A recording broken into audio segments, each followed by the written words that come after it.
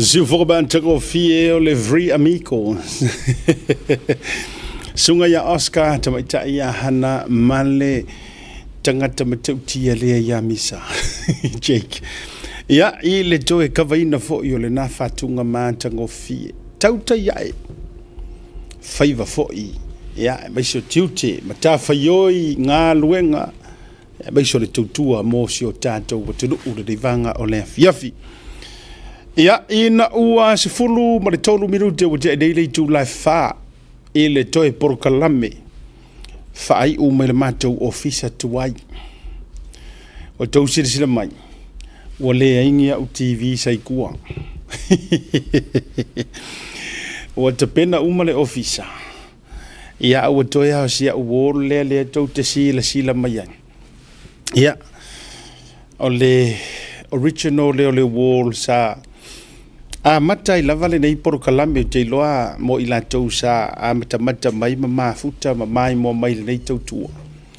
Ia le ua toe ono mai lau na ua ve ese uma lau background ma u kiwi ki ke le ia sa pito I tua.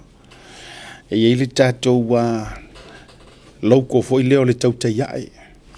Ia anga o le ua empty sia mātou ofisa se taimi fo ia. Whaamuria I leo sa mātou tala. Ia masia mato o fai ngā luenga. Ai ia whaavitai I le alofa maleanga le leo le tua. Ua mawhai o na teitai mailo tau soi fua. Ia maisi o lo wola whaatau waa. Ia malo wola vai. Le ua tātou tu vai I lumo nuu ai le o tua o whare tau tua. Ua tātou o I whare seu mo tātou sapi maa o malie. Ia ua tātou tango fo I ula, ua tepa I ula o lea ua tātou futi manu ula I le lofa ma le anga le leo le tua. Ia ua lau sa saa fo I whaiva le tautai a ua whaae va o manu ai furifo va o mala. Le wholaunga fo I o le nei aso Tautai A'e. Tātou au lia le fiafi ma le whaasifonga fo I o teo te mawhaiva. Māsa ni ai lo tātou utunuu, ma lo le wholau, ma lo le tautua, ma lo fo I le saili ma lo. Ia o le tau au na masani. O le tama mai le motutele I sa lafai. Asiata, mai sa tupaitea, fale malu mai sa taua. Ia manisi ai tu tofe, o le tangata, e te leo na iloa au le la au. Ai fia tautua mo oe, fia fo I au na. Ia awa le atunu ue whaamalia ngata. O le atunu u e tali po le a ia se ai o le aso ia o le a foi ia se tala oto ia o a foi ni le lei ia ma se fa I lo le ni aso be le au te fia lava e mau le malosi ia se I o mai mo usau e tautua oe malongo puiali pa ia ma le mamandu o le tātou tunu ia wa foi o mato faiva fa sala lau mea sa te tupu, o mea o loo te tupu, ma mea o le a te tupu. Ia rangata fo I lea, ia e whaailoa, ni mea o loo nātia, o ni mea o loo tau nana, mangi mea ua makuanga ngā. Ia o ni mea le lei fo I, e toe wha manatu, ma toe afua ai se tae au le lei, ma se tae au fou, ia e tāua fo I e tua lalo la pata I e fau tua ia fa malo atu le onsa I malo le pale alo le fa totoa ia te utou Samoa le atu pele o tou sa mo tou fainga pa ia fa le anga nuu pa ia fa le malo a tatou talanoi pa ia fa le anga nuu ia ona matua le tu ia inga tama mo la tu ainga ma le tau singa tu mua pule mo na to a fai tau te tala noi pa ia wha le malo e matua le tuu o wā fai ngā malo si o tātou watunu o e fio ai le au mamalo le malo sui o le fono sui tofia pa le mia malana ka peneta wha masino sili ma wha masino na gata I leo fonga fitalai ma le pa le mene ai wha awa nei me uma I mamalo wha le tala le lei e atoa iai tama nei iti ale malama ia wā e ka le sia ma whata whaita ulanga e fia I te tonu o lo tātou watunu o I Samoa ma le hatu lau. Ia, tama sapai o le tala le lei o pelenise o le tala le lei. Ia, o tama ia o lo whatuli vai ngau I Ioi, whaatuna paulia. Ia, awa Samoa, Tautai A'e masona manuia. Le belea, malo, talofa, ofo lo fatu, malo le soifo maua, ma le langi ma. Ia, afeane la talofa, i le pōwhalanga o le tapua inga mau Samoa, i so o se tuli manu o le nei lalo langi tau te no pia i mo mātou tautua. Malo atu, sasa sisifo, tonga, matu, ia, po matu saute se sifo masasai. Ia, o fefo i o le atu lau le nei o lo alala papa a o fefo i le lalolangi. Le atu nuu o lewa sa ili malo ai, ma sa ili manuia. Talo fatu asiata malo atu, malo le folau, malo le fatu doa ma le langi mama. O lewa, o lai faa wau le fonosu o le tatou watuno. Ia mana tua mai fo i tatou. E pei ale se le sunga la au le mali doa. Ia vai atu nisi o tama mamafa. O le pale mene. Ia pe wa tau le mana ia fo kau le kau fo le ka pe tatou tango fe tu i me o atatifanga. Ai lo foi ka ko unga o aso ia taimi ele i sau te le luma le mele o le mala malama i me online Netflix ma me fa pena. A aso la ia. Kama fo ia lai o mo le video cassette fo ile le a le li pinge fo ile. Tamala le nana ona lua tua i oi. O ai le kamoreka. O fisidianga o ai kamoreka. O mai pusidi. O mai pusidi. Oi, ava ile oi kokong. O ai kamoreka. O rambo vai le su enga le pai ma avo ile le pefa pe ole sau tonu maka ngai za mo io ai asa vari vali aku lai disi kai mi fa mai ole ala kala fa mai ole aka pesi mana tuala e ye tana pi fa e ka ma waka pi le fia ka ko mo la ve ngo fie kama vo Bruce Willis o Bruce Willis o ai fo o desi ka kare la via kamo Nicolas Cage kama nga pe asa afisilia ku o la kala e ka mo Rambo o ano ia o Nico o ingo ai ale nga ole ai vai de su le o e via i ka kale o fonki ku risi wana nga kasi dea via mo maka i kopio aka e muri e fai kau le story ancora ai ka o mai loli ngor ka mai le ai mai mar kai ai se ifanga ila se ifanga ila ai la tu e fa mai o ai so mai sure ka funga le ki le nga o ki le ki nga inga na mga ako vai lo de ka u de kumu o le hale wingo la utala ia ona o le taimi nei le pale mene pe ele o sau fai mai ele o se ele no fo Davita io sunga le la audia le mali toa ia ona le taimi wa makua kala fe au nga kai mi ngai ka kala fe ko ai o la wa mafuno wa fe mai vanga le nga o le taimi nei o lai ta yulu le sui pale mia ia ale fiona ia honorable Dolupe po murinuku o semo ia le ngata ilea o lana soa tau o lo lava lua le fionga por sunga muripola honorable muripola ana rosa morio o le winga la le ute fai tu ai peila lai wa ka ko le kala le ka ko haru ke mingi ka ke oru sia ka kau o le tala e mo te mile nei tia fautau ave ele o se action movie le kala haru ke mingi uso tatou la utatou alu tama fo i le ta fa solo ola waka ko waru kama foi dili o to vai le ta foi le o Reno Cage po ele ngon tamalaya le alu le ka fa solo kai mi ngai ayo ele yo le taimi ta wai le ta langa ele fo ia tu o le ele to tali watu ia kama lo technology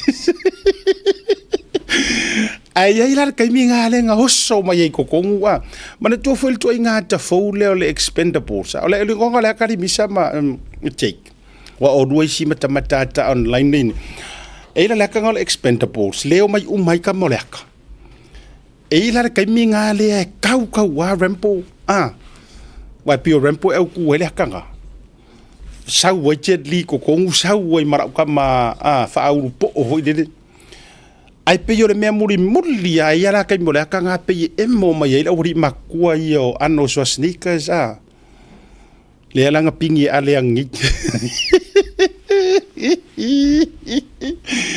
o nga ku la i vo ia la ko ingo no ke na nga ngei runga ko inga yo vele aki nga po mu ga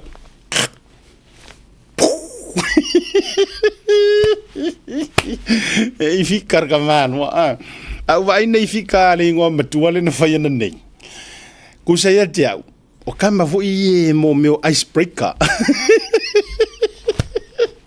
aku la yar kamano pe yoanga le kingo pom lele vai ficar coinga le limangar kamano nga akiang te lo mena mana ya nei le fika ale le ngom tua honorable o le mena nga yang fika makua ilava ya mal exercises ko ngokula tuilunga no foi lalo ia la ka fafonga ai o ia ngai le o se le o se ka ko wa mi ia isen pakar ka malo ai te lo le mena madie awa a to fafonga sa mo fa ya ko ngi ka ko fa malo a to fafonga nei sa mo o le mangingo yo le saunga ali ele o faya nga ia la ko wi o male nga la ko fai ko so la faya nga ile la to fai nga malo la o fionga ile par mia la o fionga mingiska mar fai nga malo a mafai vai a mafai nga ko le ku la fongo ale so in other words ele ya se me ava ile le ngofo le yo stui ele ngofo le ko inga la nga ilo ka woki ai me la ma foi nga pasir me le lo voga talai e la si me le ngo fi akaya ngai esa o ile o uno fo fa pe isa la makanga fa la ka wa nga io la ka wa nga fa ve vela la va nga ia le afior fo fa lai io fa fe kaya wa me no fo so fo fe talai ya o me mua o me tu wa noa si me mua pa wala wali ia ngo ki ngai la ko pe pai i fa sa wa fon fe kalai o le suite ita ia le o le tu ngai mai si wali ia ka ku wa ia ai fa tai balang o tama mai manono pol ai ngel tai e le se wangi ka ko fa pe ai le ai o tama ia e malu o kai e fango kai kamai o kama fu e malu lunga e vili lalo ai fa malo fa tele pa unal men o fia ai vai vera nga akier ka malo ale o pomu kongi mai i mole LTRA kula fongo vele LTRA lem fainga lisima fa kaua lisima wale upuale em faina lisi ia pe faina fa tau fanua fa lenga nu va ilanga nga kongi mai ya lunga mastui le mele le ai se me va ben ko sa fa ilano kakalo ku le fa mer fo fe karai ko tongi mai ale ko lunga ko fa fia pe fa ru pe fa ko lungu ia nga me ese fo ia le ngo makuanga ngai me mai mai LTRA ai kami mar ko inga punga mai kura fongo fenga palo kamar fenga campaigna nga tongi mai ar pomunga ava aire lungar kamo mere kau fai lungar au fai fakosinga mere kau fai awang ngalo o me foi le na lo kau fai umai koe kau ai nga me ai le idi koe pa nga me o mo fa par ko inga me ai ku ai lo lunga mara ko inga iyo la nga finga misia ule zona na fia le sa nga la ko inga o ko si fia sa mo la ko inga tera ko inga spapo la do ina wa misi ya u wharongo ngole saunga le launga whakaupou wara ko inga o papo ioi la sora nafi wa misi la ya kia o kere i wharongolongo ai nga pauna le kaimile ngo vai rongi o le kua i loar ka malo i lunga ioi kua e amar ka malo i lunga ngei declare ko inga I am clean. Se kui fora karo ko se fe mo kui fora karo ko inga runga ri misa se ko ke fa au wari io ko se sila o nga oso le fa nga tongi mai o le si pomo ara ka mo o ale le ngwa maku I fa nga fa ko singa fe punga mai de si au wari nga a ku malia e ro marka te lo e se sau ka fara na masa uni le pole a se ngo le yo le a fai e mako inga le la ave ser fai miki la ave ser fai miki mra ko inga ai si le nga ye na tu al camaro ai ku e for ko inga declare camaro e fa al camaro e fa te roi ai ye se me se ro fia ya o papo fio nga ya fo muina ora mako atu si war ko esa hoje fa finge nga le kongo ma vai ngala e tu siwa ora mako atu si war ko inga nga lunga e fo yar kamaro fo mai ai fa ko fo ficar ola le ko le lo kula fi fa sa o pe fi fa mamlama e fi fa sa a sa unga declare merkamalo e fa a inga nga ku so nga ku pe ya e fa a inga e ia mara inga no tu tai I kai dei chabi pi ke ro inga usa ngora ko inga menga o mangkuai ro markala ri siro makuanga e yo la fa ku fo ma e o lo te va ia tu pe tau me fui o mangeso pengi lafa la lo makua la aver fo ma kau ka penga I mi ngai ka mai pinga mai lafa ri o so rima ala la o lo makua mananga manga pi fa so le la fa tu lo matua o yer fo mai tina o ye ni si me fo I SMI me na ai fa makinga le ai na le paua ni o le tau ale mangeso yo meia ya ngingi ro fo mai nga umanga ngingi ro fare runga ia ko fa mai mar fo mai tina e isua le ai manisi manule o mau le vai e ni si me fa mai le na fa ai so mai mananga kama kinki de bi fa so mai mam le ai e fa nai na ai peru se furu nai duor no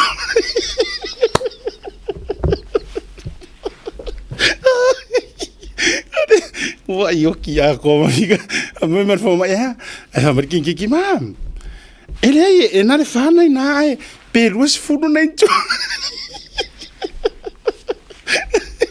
na pero se furu nai toro papatu moka urgingiki ala la fala de pakua o man veana o man korme ngar kala o papure nga fa e sa un example kamalo ola ko gigi ko rumasi o fa lima masi nga fa campaign ai sa u mer ko inga e fa nai ainga na not ya nga le de fia ra ko le ki ro me nga o so mana tu ya ira ko inga se le la nga sa wai nga makau ai mai nga me nga io fe fo ni me ola se ku maro kasi le lo la paro ka piko I ke le lo paro ka avane ka kasi ai sa unga le accreditation ko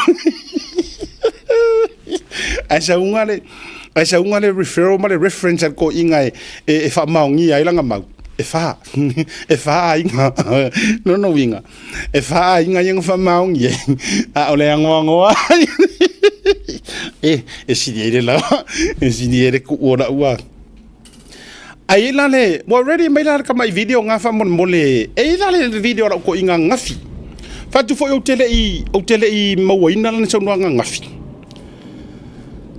a olea la ngo fa longo ka mai fa longo nga wa mua fo ya fe mai o papo nga wa fe mai o papo runga ya o ko social media ai e tasi ala fa longo e peia o au fuile wa maka mai mea o papo kone o le moka fongo o le tatou atu pau wa le o le saunoanga si vaenga lea na ngau sau sue fak Oscar misa se isu e mai ala po fea le pe o le hasi saunoanga sko inga le wa fe mai la tatou atu ye a umar saunoanga le al to ina na faya nafi le a fea social media ia mafia mai pe ia e kau mangongi kau kai en meren kau so mai o pap a umata tatou malolonga fa felo ila ia o le sunga le atawa ia ilunga tatou proclame asi ka ko e moku o kau kalanga le ala ko inga ngafi se vaenga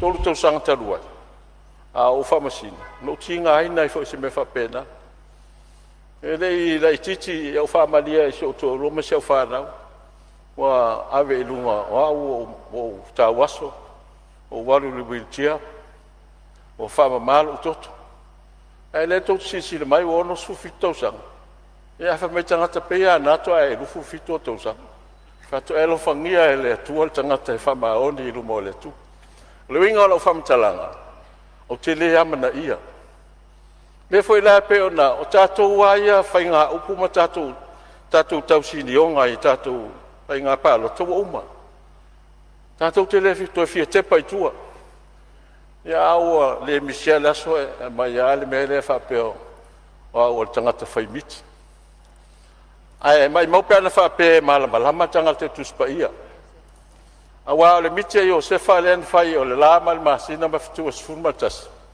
na fai to as ful fitu to sanga Josef na fai la no foi kanana ele ia ma se to luo na uso la e ora molontina ai fatu ata no le mitia Josef ai pito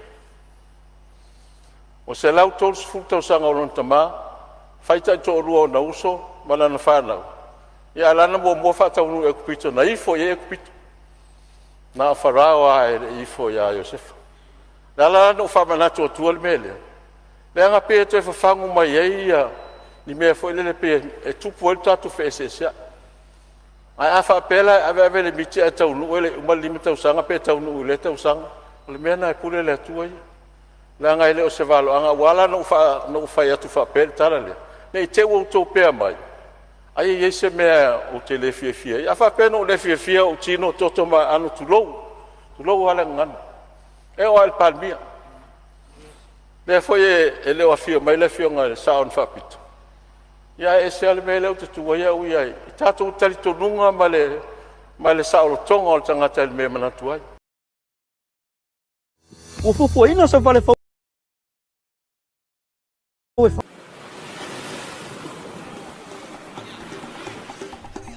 so fo manuia malangi ma o lo ingo o matai a leota sinau mea tau whao o a'ua lawyer Samoa i nei mato officer o le WT Compensation Lawyers mātou te fisosoani tangata o a whaina mai ta avale whale whengaluenga na superannuation claims. O le manulau ti o le mātou au-aunanga ina ia avele mātou officer e whai ma fesosoani i tangata uma o le Pasifika. ICR a wai tā ua le mātou officer tangata o le Pasifika. A whai o ese tangata e mana o mia se fisosoani wala au mai tato officer nei Crispeni Australia el o fitu tolu iwa lua wha iwa lima wha.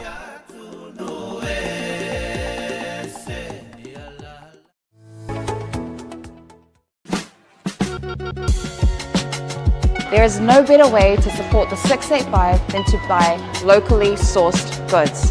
Here at Tasi Market, owned and operated by Samoans for the Pacific. Affordable funeral services.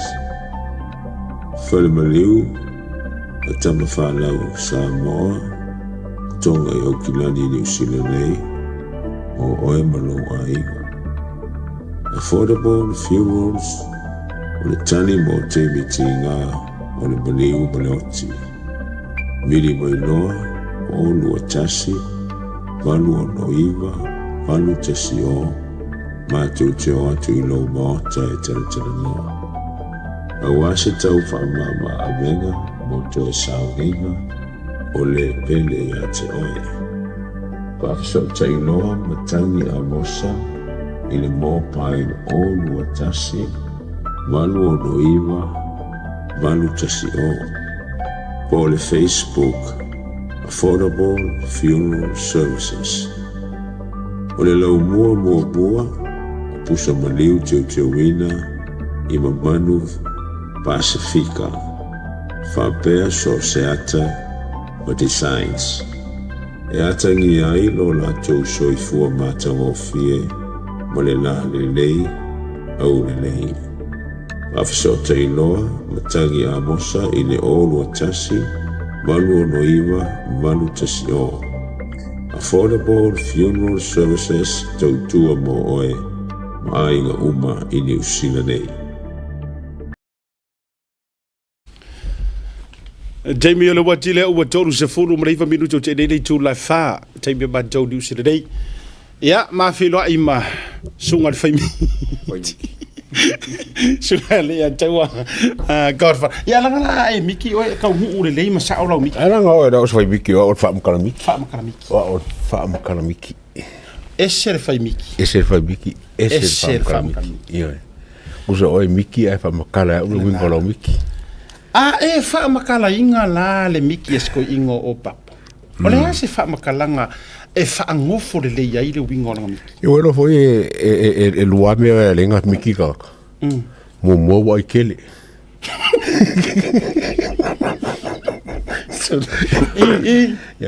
Ngula. Kusa wa ngula wa owa ai wa ngula. Ma fua mea le miki. Arisi wanga lenga miki kaka. Mole mo foi le we mera uma mafai longa mafofau. Ese mera mer ko nga miki fa le nga nga fai Josefa. Ese la ko nga miki. Oi o le ala o balang o lo sunga fa mkana miki. Lo minga ide fa nga nga me nga. Ya fa nga fa fe. La kusa la fa kusa mari miki Josefa se la ko su ko sanga pe. Ai sa nga miki fa mai. Ele lope ko lima ko sanga nga miki. Le fora la ka ko falo ali mo ka sanga si kulkuli la miki pe o pere. Ai le o se miki fa la nga miki. Ku so le miki foi lo wangula. I me ai o kali ai kumalo. O kali ai kumalo kai mo ro show le ma. Wa ku so ka ma fa ko inga.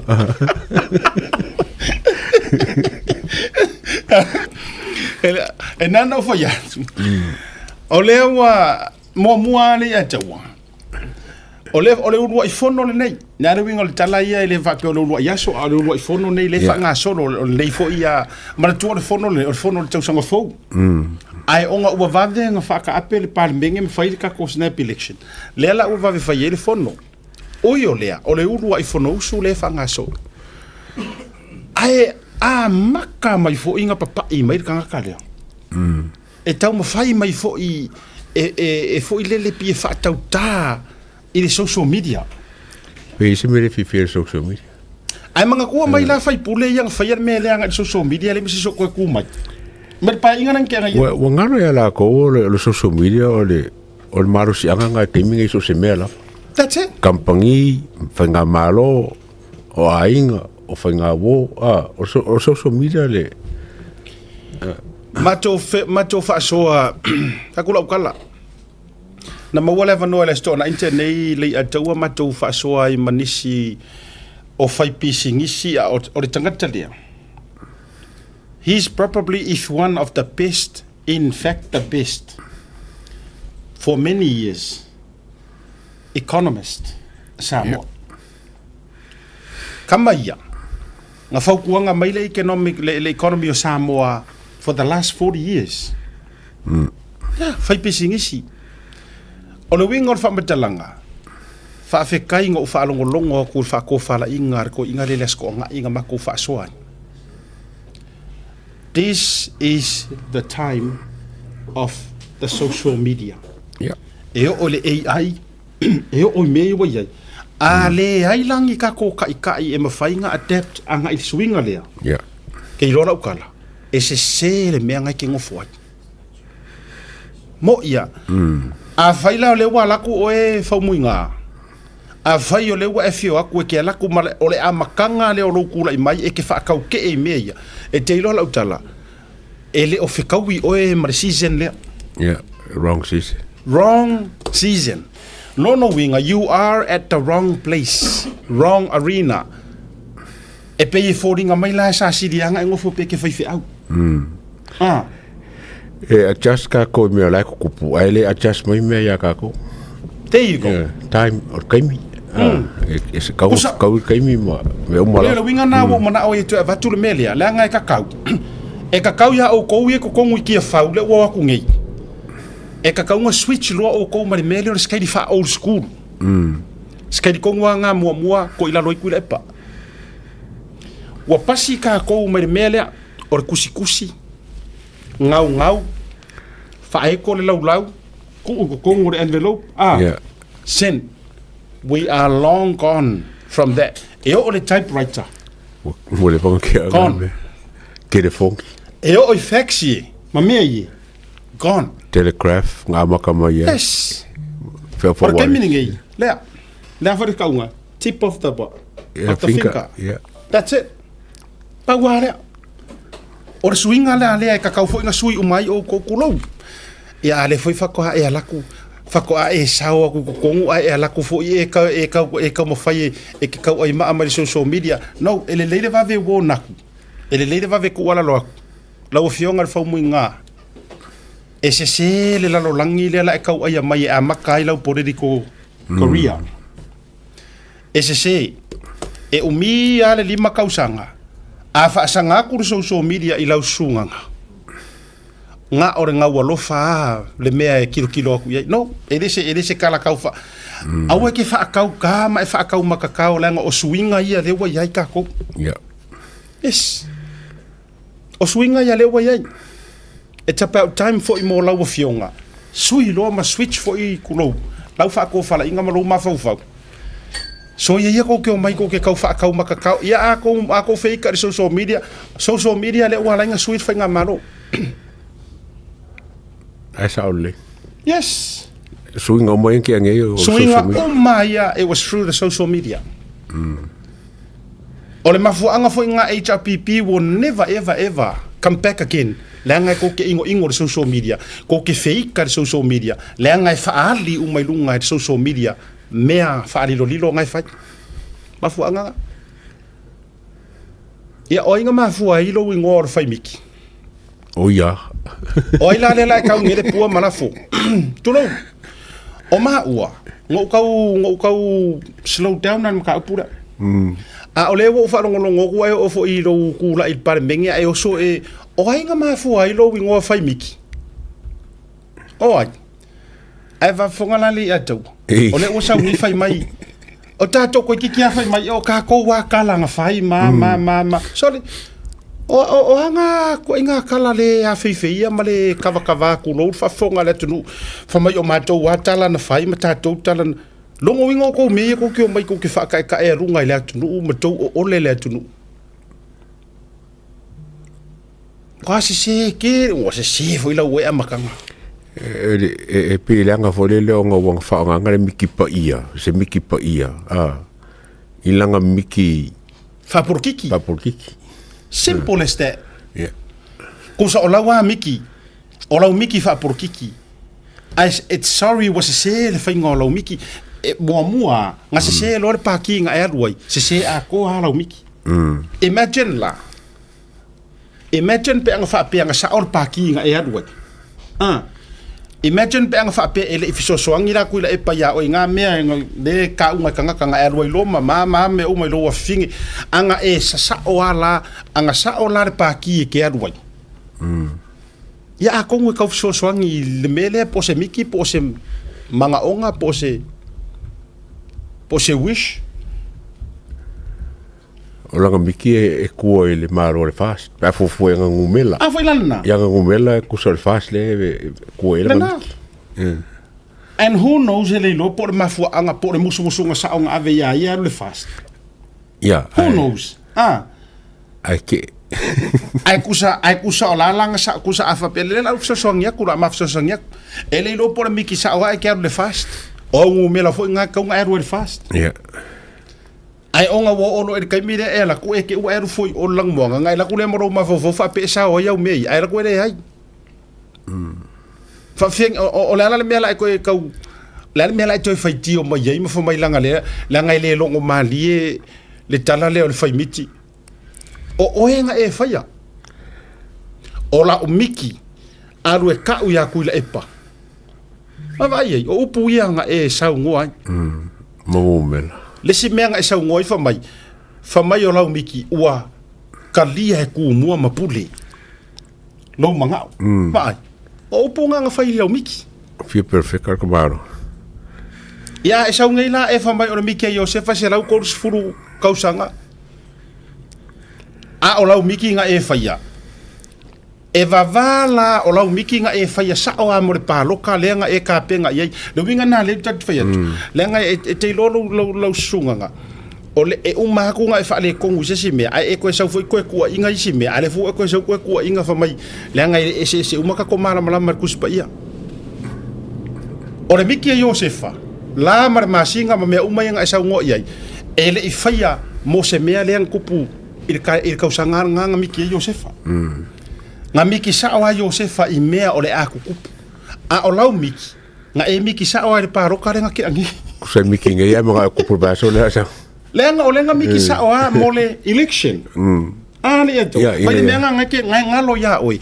Nga e miki for the election. E ke le miki mo le luma nga i manguia o Samoa. No. Nga e miki sao a mo le election lea. Ai fai foi la e longo ma fo e kupu kongo le lima kausanga. Songi la oki. E fa fenga kupu kongo nga su fala ko suile ke mi. Lono winga la tasila le fai miki. Kasila le sui. O le fo ye pilivi mea ia e ongo kuloa le fionga le parmia. Wa o nga ngana le lenga le mankuala. O le mele lenga fa se solo ai ma fo la ko. O le nga ngana le nga o kiliva solo makufa solo. Tu lo le la auli le maletoa. Fa mai far pui la auli. Mai. Longo winga o la ko karkalangoanga ngi.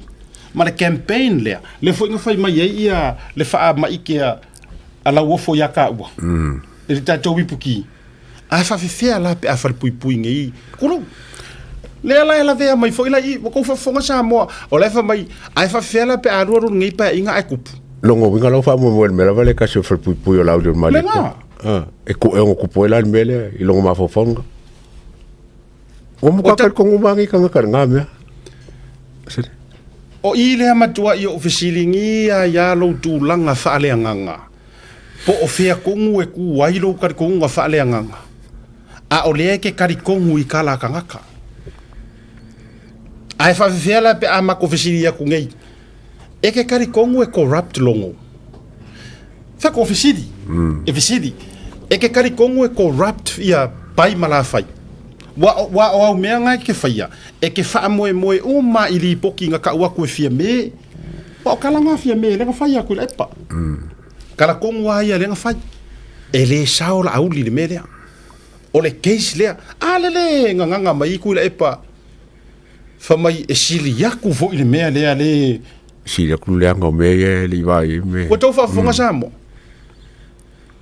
A o tau sila i le matanga o le tau sa whawhai mai. Ai tau whaafea ngai ma le fionga i ato i lupe o nise. Ping le mua ko i lupe.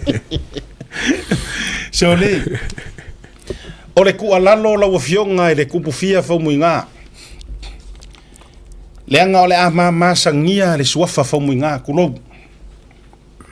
Lela vaku la maku alalo o le sunga le a kaua. Whaakumunga ia o suafa i mangongo. No, makere o whiako maa ua kangaka. Le karangoa le mamalu swafa. O le lei a kaua le sa le a kaua le kaua. O kumunga ia o le whale a mangongo o vakur kausinga fuki ma ua au kulonga fo i alo le marikoa. O le swafa o le asiaka. Wha iei kumua yongo iei pule. A kako karakala i kua re ngafa. Ma le fokua i mai o whaumui ngā. E le koe kau whisiringia. Le kupu fia ma le mamalu fo i o lea suafa. Ai le i whaapea le kapepe ma le laumangu ia whaapea. I le kaimia o soifua mai le fionga ia whaumui ngā. Lea ua kuua le malo lea sai kia whaufu. Sa kausia mamalu. Sa kausia mamalu. A whai e ke fia ma whau e ke fia kama a inga. E a maka mai i o winga ma le ola inga o rou soifua. E le si iso. Kulau. la karangoa aku avai o ke famai ke kau I sa kau le karangoa fa sa kau aku vaoliko lea a oer kangaloa e fa peolenga e au mai ile lau kala foi le lango fa le o kaua a o vaoliko o makua le la karangoa ku makua au ki kiru mai o kau sanga ka ho iswa falanga o enga e mai le la karangoa ku vaoliko kau si mamalu le fauminga ele so ngasi so ele mangoia ele mea ele ngar pa maya I mai le ve I punga I runga karangoa ele fa penga a vai ke fia manga o ke e fa mamalu fa penga kau singo mamalu ku fia mau ko vai o fa kasinga le ala masua so o le ala wale o mai la fa sara lau ngale ma fa kasinga fu o nga e fa ile mai punga I runga nga mea ko ale le kai io ele si so or ku fia on me foi le nga kele fisiringia nga fa mu nga nga papa fa kai nga ka oko I mamalu ale la ka wo nga peisi ale le swafa le o se kulo wa fo I le kausinga le pea ma vai kangu ku kulo wa ko e ro se siku e o ala nga le la pe o se vai makai fo ile nga le wa ai ka makaki ia awe ke koe apo lau fa masingo awe ke koe apo mai lo foi au nga wa e ki fa por kiki apo loare kulanga wala ngai nga singa mea la ku e runga kai me fa masingo e saua karangoa kulo opo ko e fa sausidi e saua kangaloa e kalangoa e ile loko e fiengi wadi nga mako lo uma arfisidi na fa venga o nga kulanga fa masingo karusia e ngoi a warsa o ai le fai mase kau ia ya nga usu ka e kalangoa waruma ai ara uma fo le atu kile ko ya fe yen ka upulanga o uma man me fo ile le mai kala fe ngai lava langa alo ke vai ko ila nga ji fo pule pe ka wa fi mai le ya el social media ma technology le wa ia o kako e kau ke su e lava me kau ke kalango ia me sau yo la ko fofonga so fa ke fo la ko ila ko pula fo ko mo ka langa upunga kalango inga e pokalama ele fa pera la fo upu ai o ma ko fo ele fe ko se kala langa o suinge yo la ko o lo mai mo ka po ia ko fa vai ko ngol parme ko ngol mok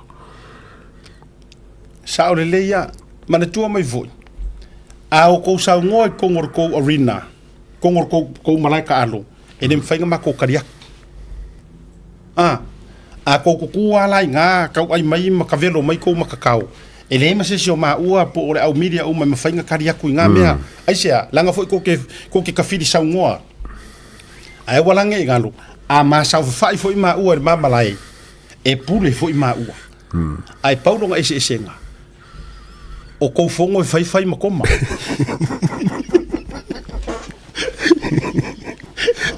Bebe me koma au ka wo so mo a wange ngalo le mera nga fai pule le yo le va kurso kwanga a wange ngalo le mera nga io nga ka firi sa ngoa privileges o ko ngor far o mo ka fongo yeah right o ko right nga ai pule o ko ai o foi lange ngalo a o foi nga maka alo mai sia fa sara lawi mako foi malai ya sorry ala fa malulu e pule foi ma ua paulo nga ese senga e fai ma ko fongo ma wele ko ma er fa so ako ya a fai la o nga le fai ma fa sanga mai ya si ka ko fai akwa kau ke fai ya e va vange i lunga e o lo inga makua afe mal Tautai A'e e ke ngo ro sa i ringo isi me umai le malanga i loma mai isi me la ngau ke pole le o fai fu ai escap ai fa ka kia loa ma ue ke koe fai kala mai mo ko mai si fai puli la me wotu pu kulo wo ko ya fa la me ko pu ya le anga o langa me fo ile nga fai me fo ile nga fai le anga ya fe o yai kulo wa ale le ko kankangi ele ko kankangi fa msingonga ele ko fia wo misia ngo fo ko ngo fo ki fa o misia ai sea ya lenga fo yor kai miringi o mai ka ko ngā ruru e whakasi, o mai ka ko wholau whakasi. Season ngei mare kaimi ngei or kausanga, mare soifuanga, le ua ka ko wholau whape ngei, lunga o re sawa o re wha teknolosi. Ai le or ko o mai ko ke kau mawhai ko ke o mai mga mea, wha mai ia la whasa sa, wha whenga ruanu i luma Samoa. Ko ke o mai fo e sawa fo iau karangoe ke mga e whasar Facebook,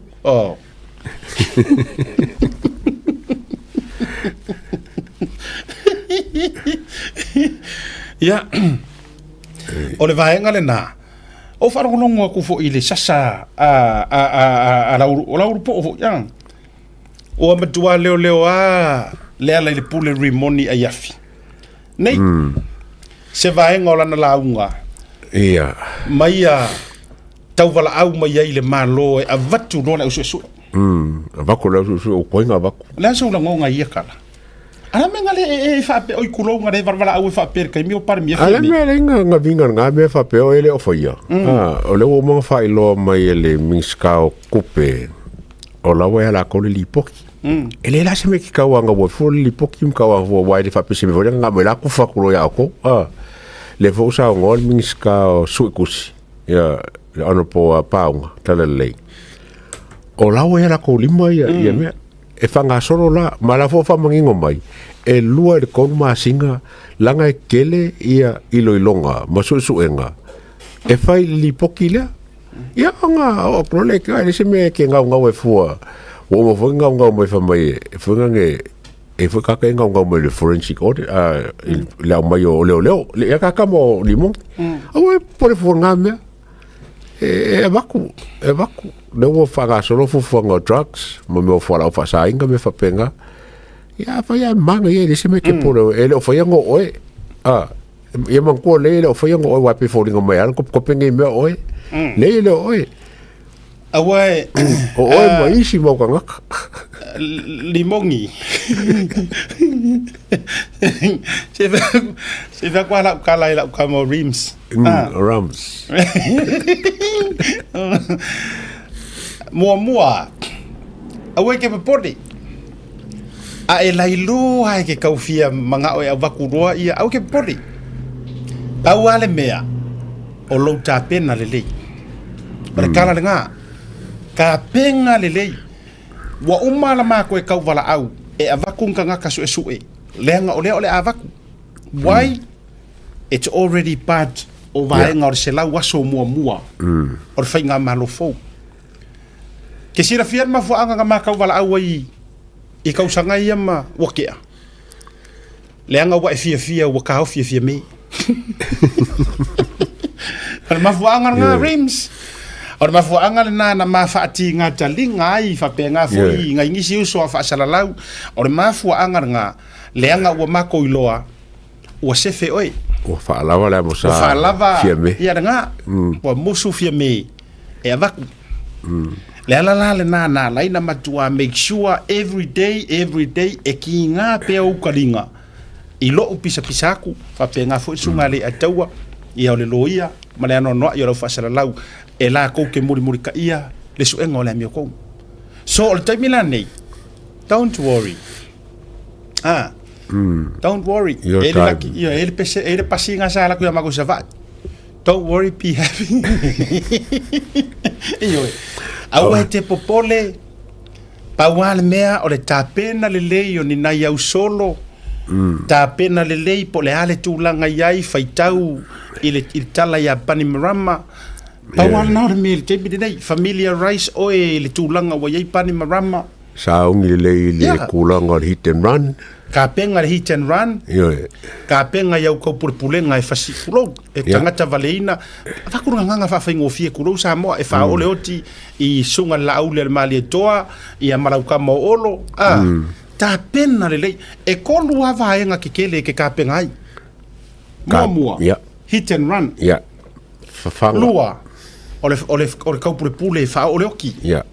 Mare kolu fala au fa saina. Mare fanga. Ia nga mare fanga mangola la wa toi lima o leo. Mare tua mai. Se e ia le kai me ave ese ele tua kangaka iwe kangaka ia nga ko vaenga.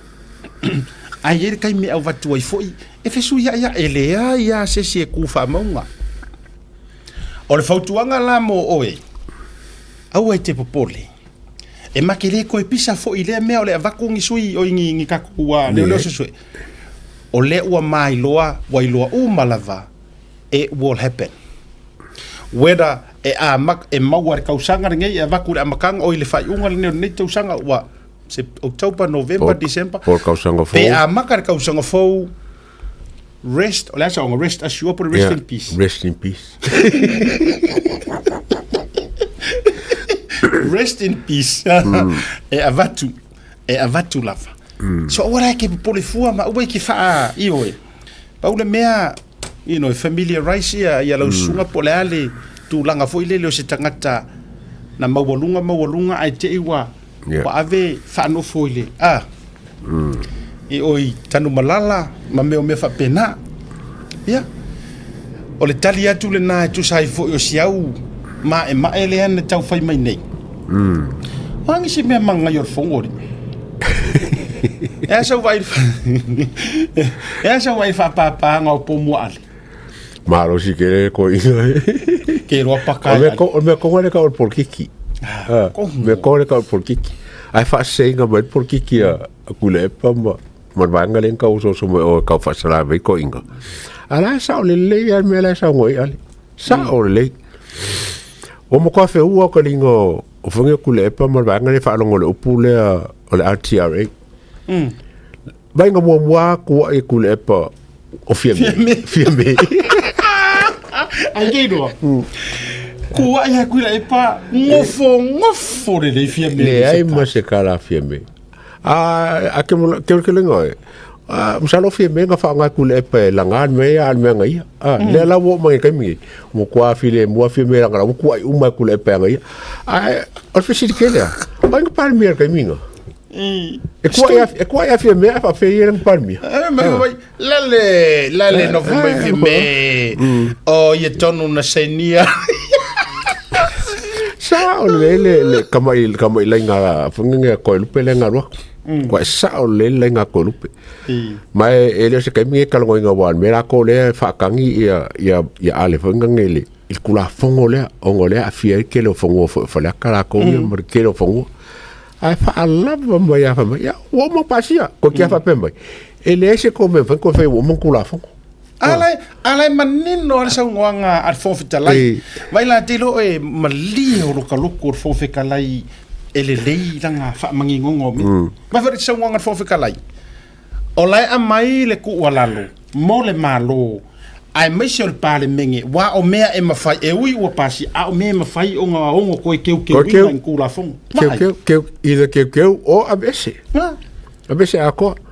Makauri fo e kasinge yombe sa fange sa la mu ya maile e fange le manifesto le fange le fast o le swinga pole e circula fongole manga le la ka langa mai ale awange ngalo e uila vange ko manifesto alanga ka wa fa pisa ka pule inga ya vese mele e makwale ai ma se me ngale nga fa fole kula fong la sa le meu ai le lo e kula epa o la sa fa ilanga vaenga ya fa pule e pa loka di mele ko e vese langa fo o la ko le manguier kula fong oi o la ko le manguier kula fong e le manguier i ka ko o le manguier ko yang sa fa ko ka me kula fong langa ko wa ai ku sala ngalo yang ai wala e o so mai langa fa sala ve ai ke ro e ai tangata lai ka mi ngai la sa fa ilanga vaenga e lo fia kula fong la e yang kama foura ye ro fia le ba foura ngo yes lo ke lo le fa ka ko ba le ngo mo na le tau atu la toi no ai na mo mai fa mtalanga fa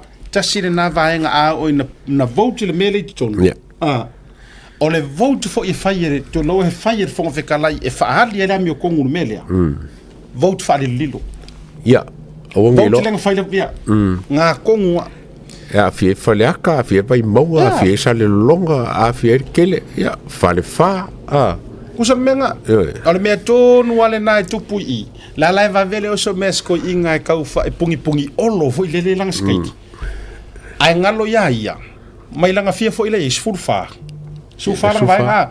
Te lo pena se to fala to tuai e lango le mele. Ai o ngin ko fa karangoa le maka upule. Ai fai le paroka le parmengi. Ma pa wala le mele paroka isi sui le HRPP la nga ku ko. E sui mo ko e circula fongole. Mai se ara fo. Ya. E ka ke lo le ya fai pula le HRPP o la umangu ye mele. E vote against. Oi, kama ia wale vanga manguia mele. Le manguia mele. Au na inisi ia fai pule lai o aku malola tau le fia tele.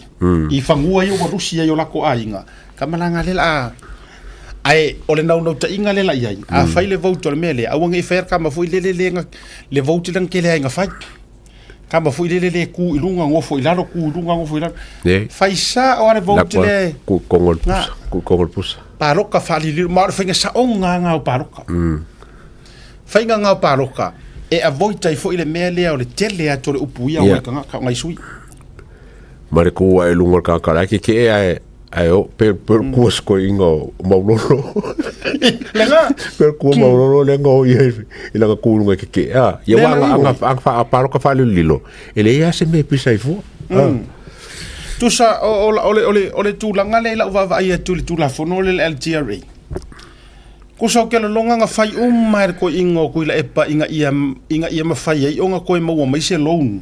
Mai Asia Development Bank. Onga wole fango fangi loan. Onga wole fango ko fangi loan. A Samoa. Pingi ro marmelia. As a security for ile.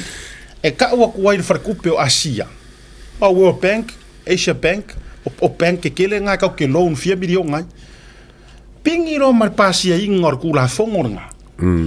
Awa ka wa kuai ole wa yiri security le e mafai o nga lisi makufangua ia. A makale lisi. A makale lisi. Uma lo wa. Ai manga kuana lenga ba kusa o e ko rupe le ongo oki. E pule ai le a. E pule malo. Mangkuala a mafai ai le sa ore ai nga le le sa. Ai fe nga sa mal malo. A loko ala le sa wa lisi ya. A manga o le sa o ave loi o. Ya o fela la ku ai ngimia. Ia bang fa kroko lupe ole o kulafongo le skala la lo sao. File mule mkule po le koso. Ya. Lo fa ko sao. La ina tatou te e tu ai ngamea.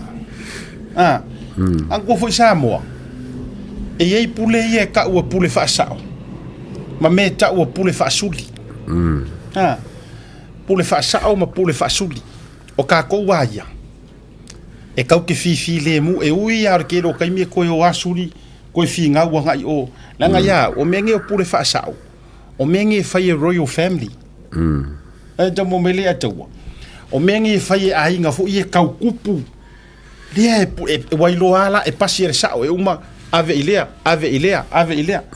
a ai nga sa moa ia e pule kau sudi pule tau sudi ale mali le uma sudi o le ai nga ile ka kaunga maku mafai fai. Ya, makori vole MNR ile a fier kula fongole. Ai, e ke osoro masa salo langa kasingi mkanga ngai lalo le aingo kulepa. Pe mai fai la le MNR inga mai se fa fangua folova. O fangua saloko. Ma fangua angangu. Ma fangua bolisi o lalo kula fongole o mkanga longa le kalanga mais fa mangingo elisi menkup ia va avele fatela utala ole lenga ia Samoa o inga se I fai masia kia kul ka kusum se join mai loa ia le tatou sui mai Australia ia sorry Hawaii ia on afafonga mai fo ia le tatou sui o le ainga fasti Hawaii lau tofan matua fata ia pe mafai on join mai lo le tatou sum e tu sol tatou fata tanonga ai ole o afianga I o le mata upule le ngalanga ali mana tua mai e fa kanga yo ngarisi a orfangua e kakau o ngarisi kala I lalo le sao ia longo winga a broker sa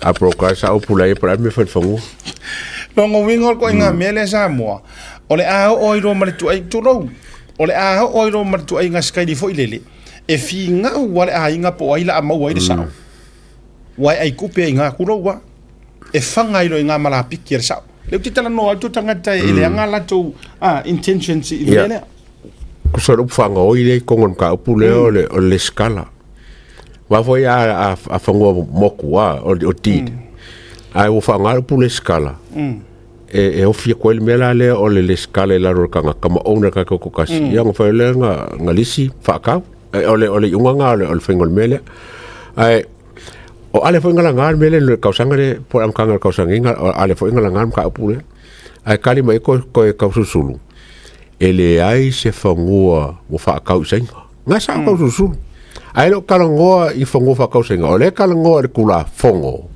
e me fa inga kupule mele ka kele manga o kula fongo le manga mi le kalangoa pe wing fongo fa kau pe mele ile so da mo kula fongo o nga so da la ile o fongo le wa afia la ro kula fongo le na tonu lava so o tuala pata tu le nei mea o le wingo fa matalanga paka mai ai aleangangi ai va ai le ngofo ko ingostui ai to te sila fia uto o le nga o to fa so muli o tulafono le masu eso elo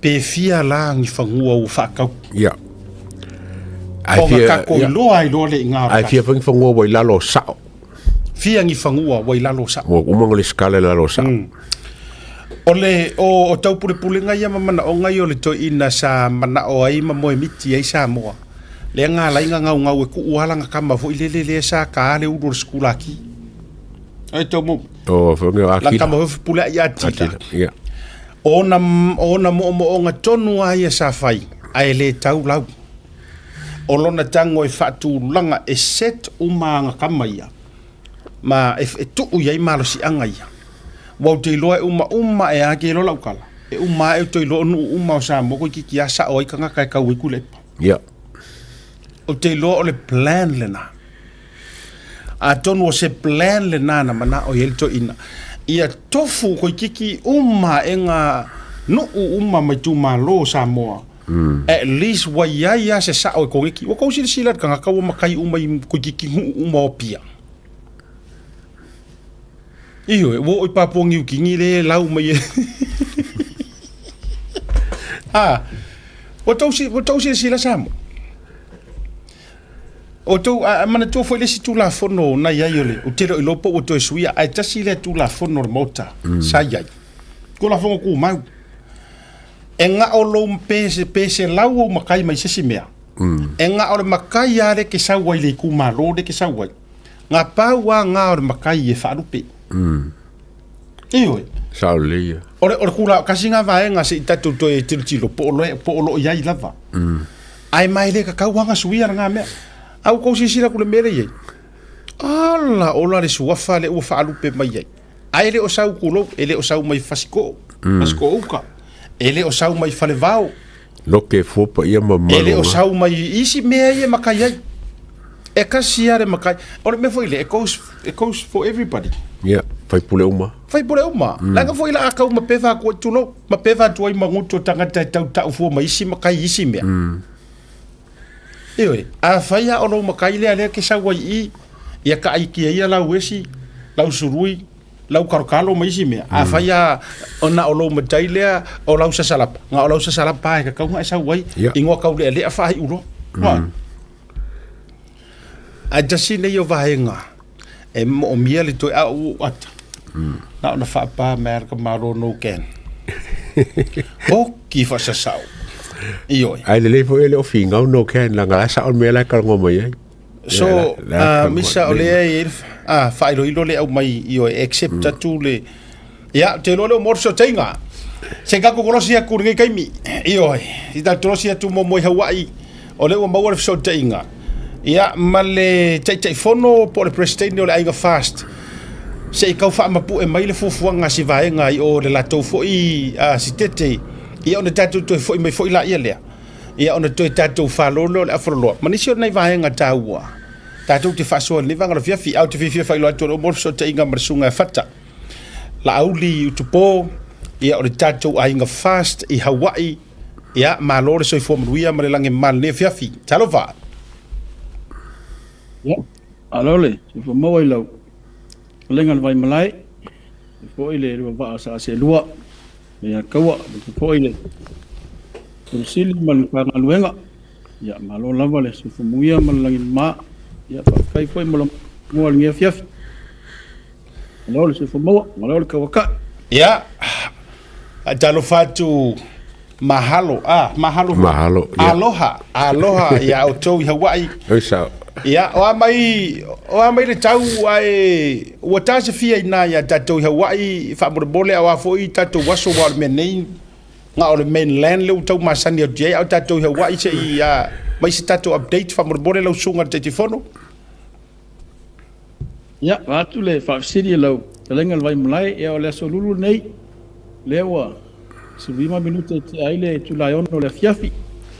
Ia ole ae ka solo ia le tau le vela ia le wa ngai fo ina malu mo le fiafi mo le taiao. Ngai fo il masino November ma ngai atia December ia ole ae vela le aso la ia e wa pa solo na malu savili le taiao mo le fiafi. ia famaro atu ia faafetai fo mo tatou avanoa la tatou aluloa ia i le vaega foʻi o loo fia faailoa i le tatou mafutaga ia maua le avanoa nei lau fioga le teiteifono ia se e saunoa ia ia ua le fuafuaga le loloma nei ia ma le agaga faaloalo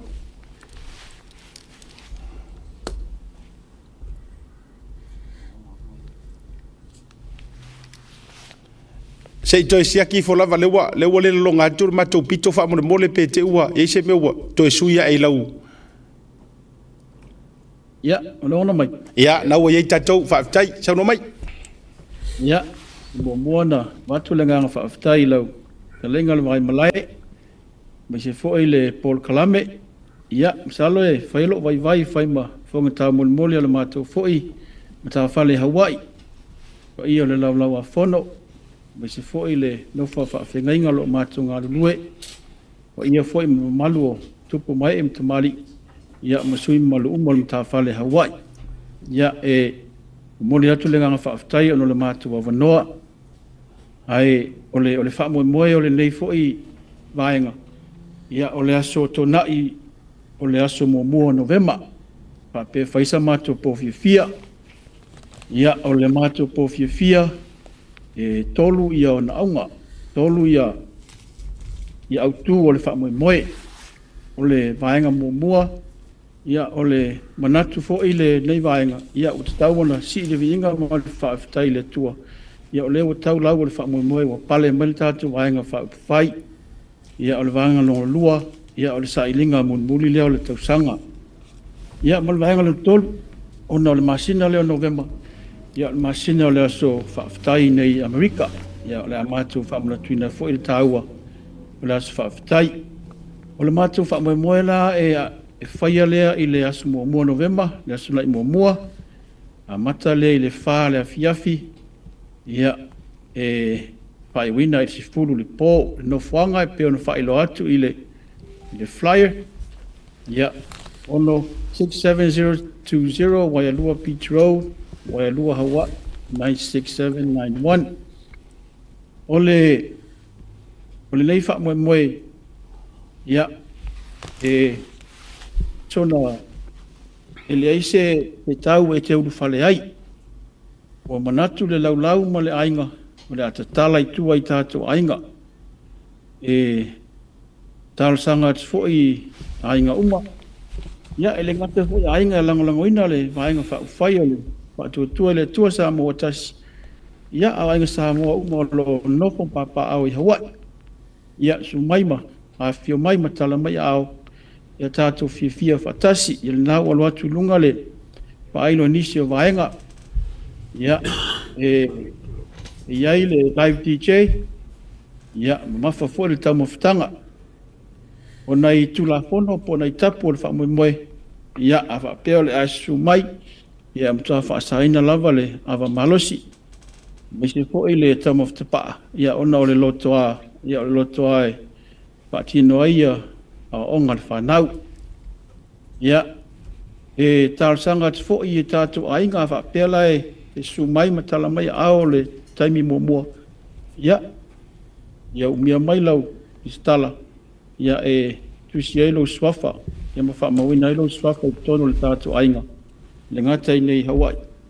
Ia e whai fo i lau ai ti mo tātou ainga i Samoa. Lea alo toi tātou ainga malava.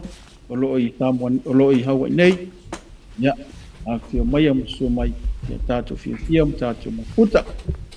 Ia peo le. Pailo lea wa peni fesili. Ia ona pailo mai lea. I lunga le Facebook. Ia po le nomela fo i waluatu lunga le flyer. Ia e fesota iai i le tulanga le nofuanga. Ia peo se pailo lea i lau. Talenga le vai malai. Ia whaftai lava molo ngātua wanoa. Ka beneficidi ia o lea tamu whai taliat.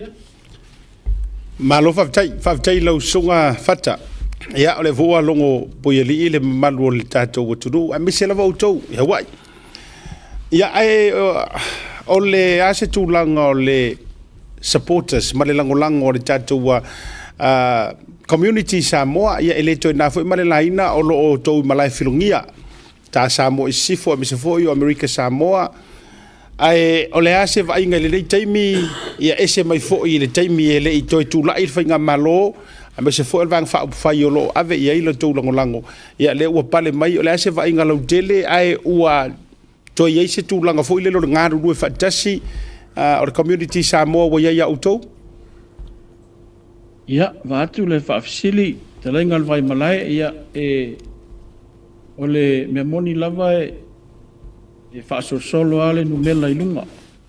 A mata mai ale nei whaamoe sa mātou a mata mai le numela 5 I le taimi nei i le mātou whona mulimuli i le māsina o tuana ia ua whaasosolo atu le mātou numera i le 5 Ia ai olo iai lava le whaamoe ia ngā i atu le tausang fau, ia e tō tele nei ainga o le a papenao na o mai.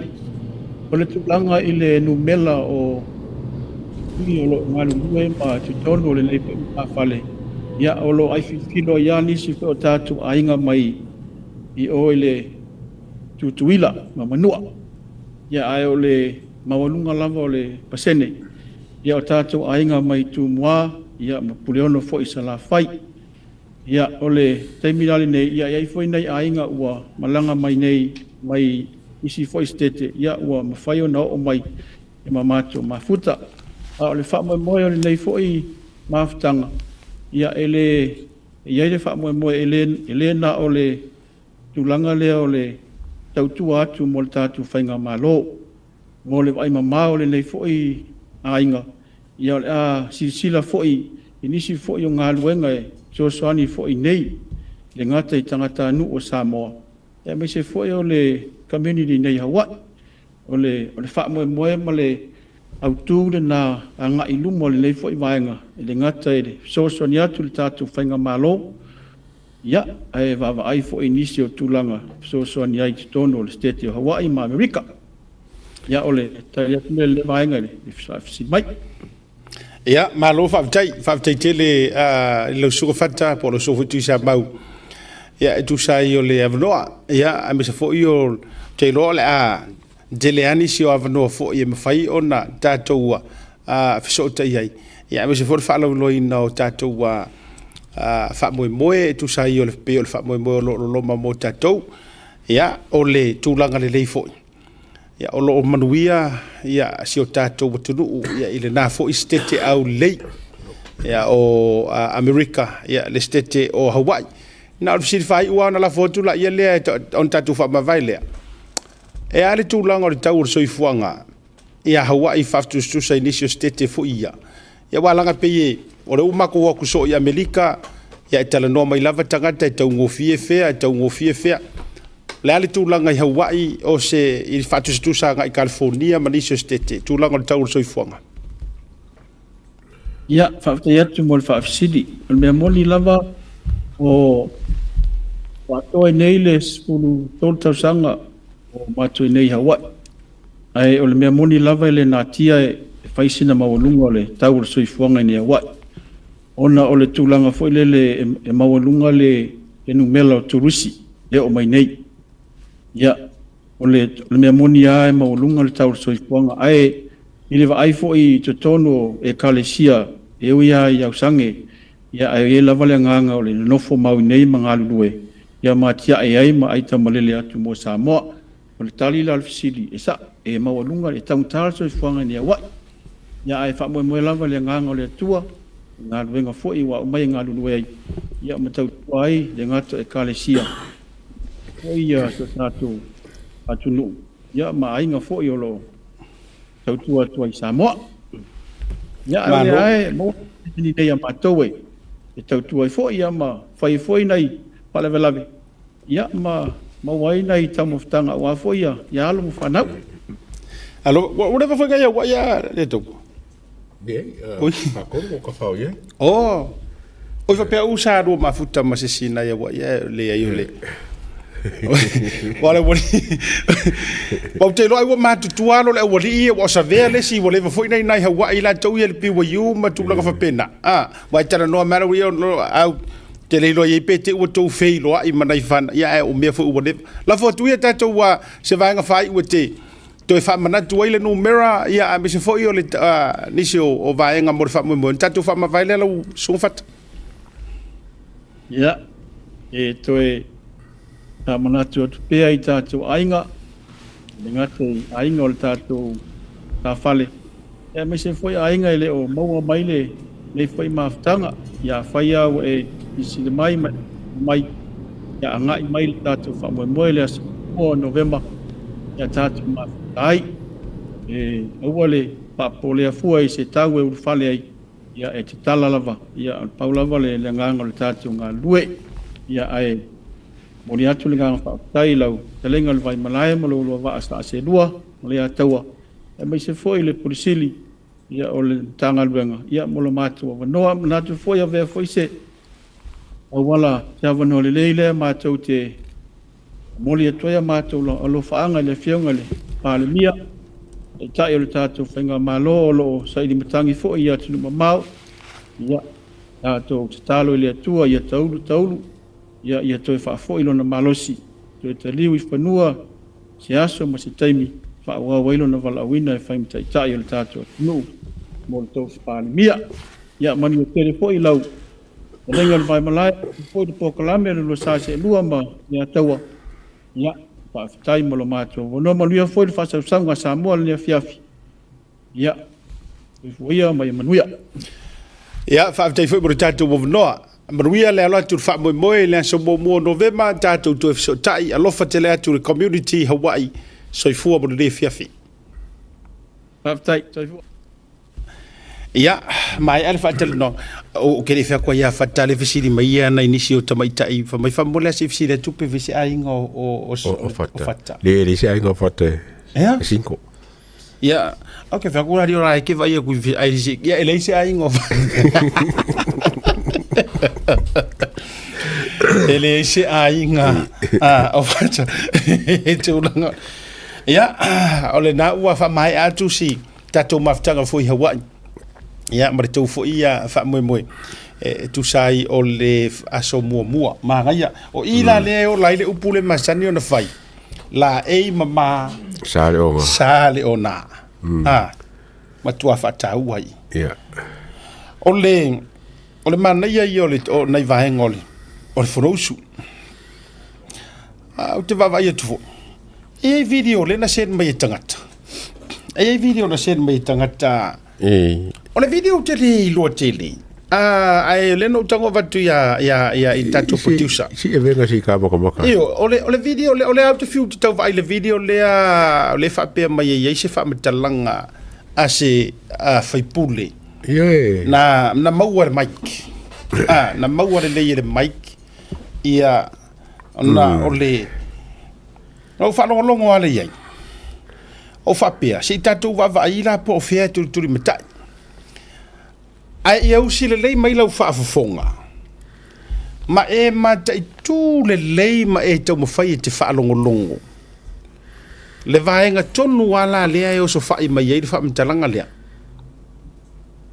ina ua pele Mike ale sui mamalu mai sanga mua sanga mua po sanga le ia le tasi fo sui matua o mota la play atu ai fa fonga leia I think ola na saunoanga na fai ia mo mea o talafo ile leia ai olai apo le Mike ele taimi ro fa ila vea ale sui pan mia ai te fa fonga mai le lava tudunga dai le ana to vai chamado tualan ele fa ya ana sa no ale chama ya au mas eu ele sunga le fa fenga ele mamal oi ai amata tilpa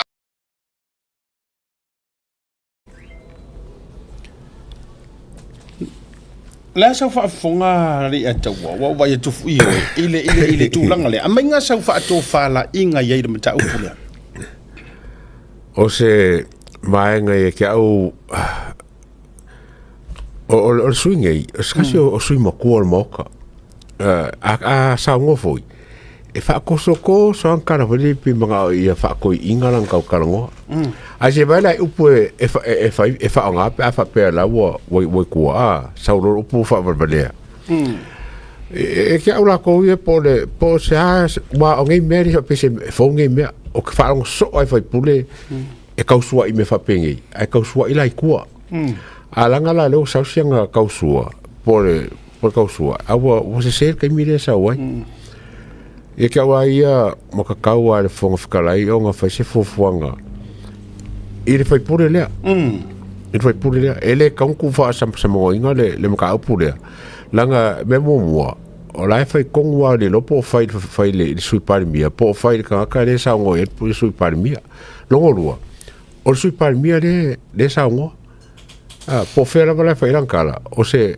ko ki kia kakwhapea kuro le ma whau no ye ke aula ia walanga msalo ili mau le fong whakalai ar kai mira ngi lawa kaunga nga wer fong whakalai ma le maoka akoa il mka upure ma wa kaula ang fa ese fofuanga e kaua inga ya o inga ia ro se te mai har kamai kiripili te fa fonga mai si maro le tunu le request mai fa fonga le o le auto faita watu o le taimi o sa fa ia lalo ia lo au ai e umorolan tala lea on fa ila vele o le sui palmi fa fonga la i le tama itala nai fai e tua e la na upule nai fai ia te fa fonga mai dai le ana to vai chamado tualan ele fa ya ana sa no ale chama ya au mas eu ele sunga fa fenga ele mamal oi ai amata tilpa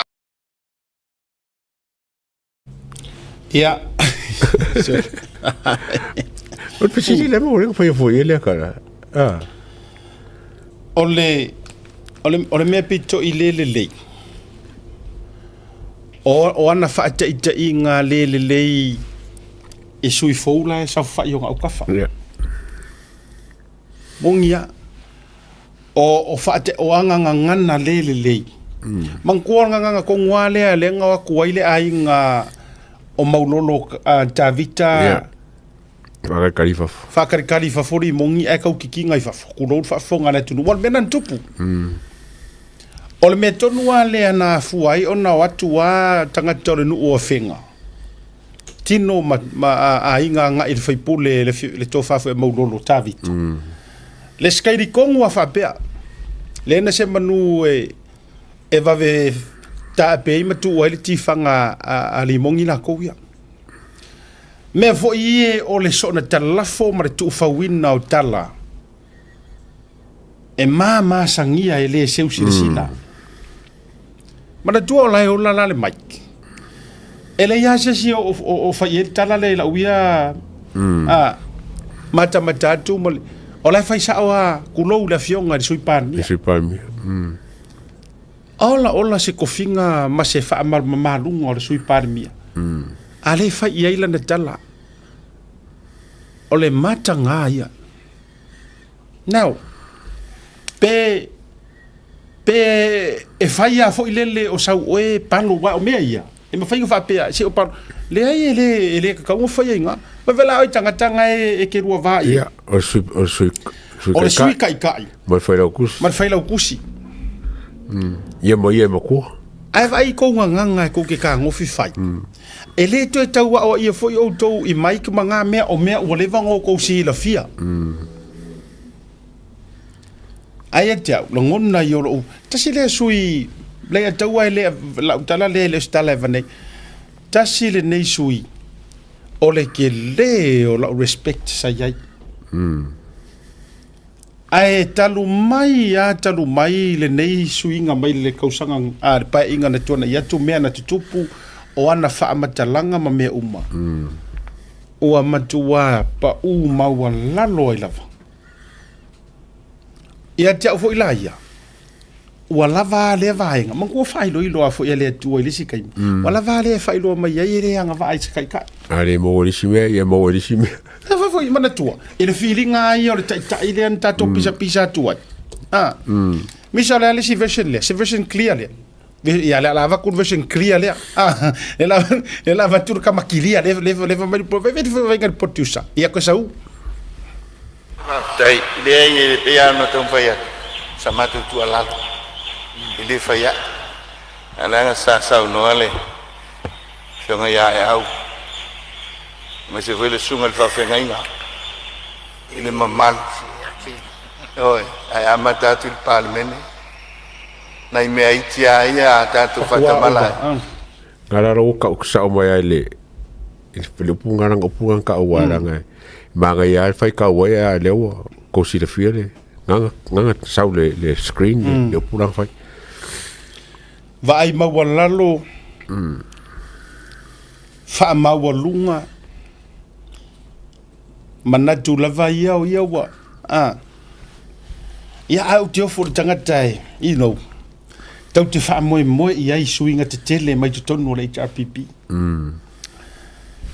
ia me la le fia i o papo social media ko nga mele le nga musura sa le ko nga mele nga musura uri social media o tu ai nga me tonu ai le nga ko musura social media mo ai ko ma foi mo ai oko la to musura fa ven fai e ko si sina la pe na fai ya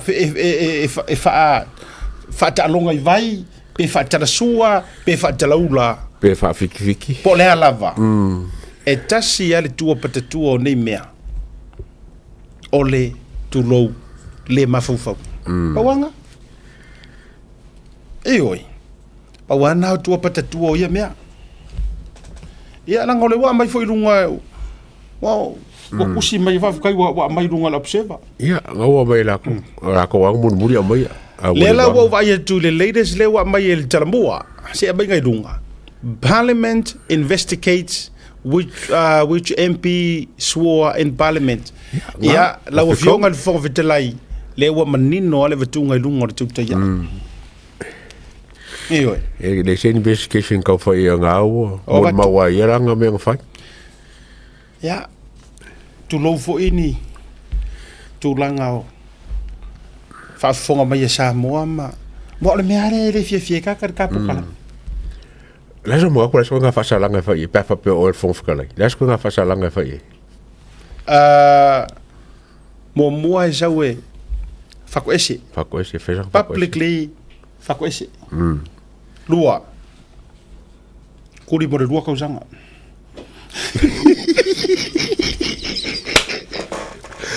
Ya.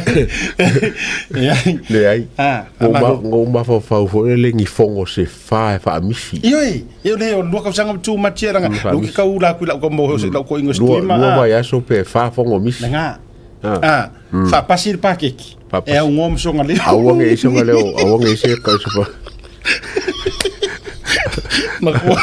Makua fa pasir pakeki é um homem só ali fa kom. Awang e paro ka pakeki. Ja. Na. Ja tia. Fa to esse. Ioi. Ia na uma lolea. Ia to sina lua yaso. Lo fionga fo kalai mai singa lua yaso, ku singa lua yaso. Singa lua yaso. Ia walanga uma ngamar fongo. Walanga o fongo pe pe fia pe fa lima fongo ba so kasi le mange lu ba so le okay o se furu fongo mis lu ba fa mo ya ma se fa to senga ma fa ko senga ya ma fa santo lu ngol susumi ma kapu o fa ko ngol susumi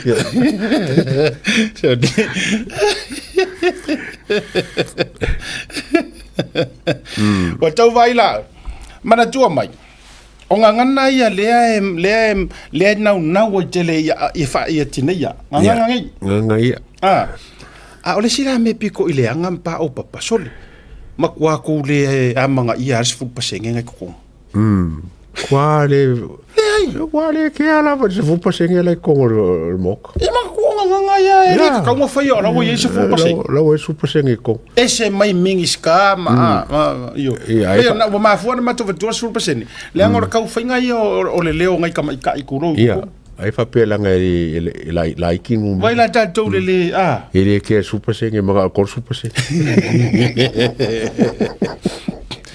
o winga fa pene ya le wa matou tu ala loatu fa mole a fio ngai foi pule sui mamalu ele o se si tu a fuaina matou langa mata upune io le ngai ta umama ina o ngai fa sa mo ngai ko ngai fa sa mo ngai ko lau vale ma ko upusa a o ka ko uma sa mo o le tunu u le fa fonga tu mala malama u ngana sa mo ia o mela le evolusia o fa se Tautuana ia ma se evakuar ko ala lo le le tau o to ia o maku ko moka e lo au tu lo wa kule ka ke lo a kule le ko va ai ma wala lo ai o ke o fo ya o to le o ina no le upule winga lo tala o fea la o fa ia ko fia kama mafa o fea o fa ia to fa ma worunga anga o ko fa longo fa ko mai o ko o fo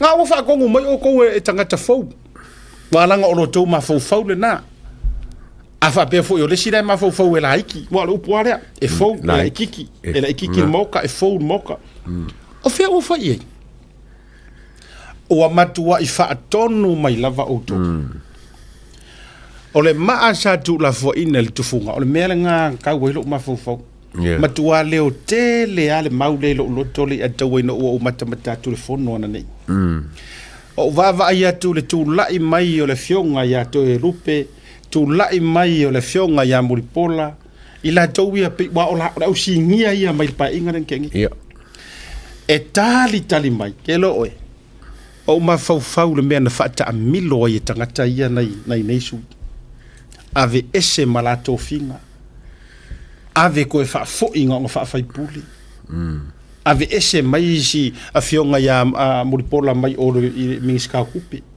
ava tatou ye ala me lo kuponge na tu lafo ina a le alme o ye o fai mama akuri mang au pito runga a o mela le tu ala lo doi a o to ia u singia fa mole ia se fa ia o ko mangi fa ka inga le fa ia o to mani fa ta inga le to tonu ole mota ma se fa ia se me se ka u meri o fia ko ile ku e fe lo ngai la nga fi mangi nga il melo nga nga social media o fe fanga o ko nga le fanga social media fanga mo inga ya o ko fanga mo ya o ko le fanga fa ko nge ile upule nga la fo ku le pa o super mi mai ko ke le lo se me or ko inga le ko ke le lo se me fa fe le lo se me la wo ku ma ro la wo fa e ka le lo se me anga le sa me o fa ya fe ke le me ke lo la me nga fa le sa me o fa ya ka warang fa ke pula fora ngai e ko fo ya le na tonu lava ole me wo o lo tama fau tato tango fie fai le matematika ka ko kango fie fai le fai ngumela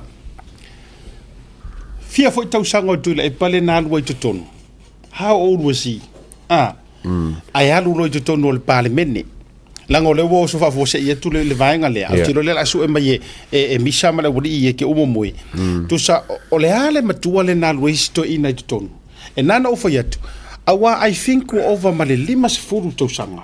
Yeah. O i totonu o le porokiki.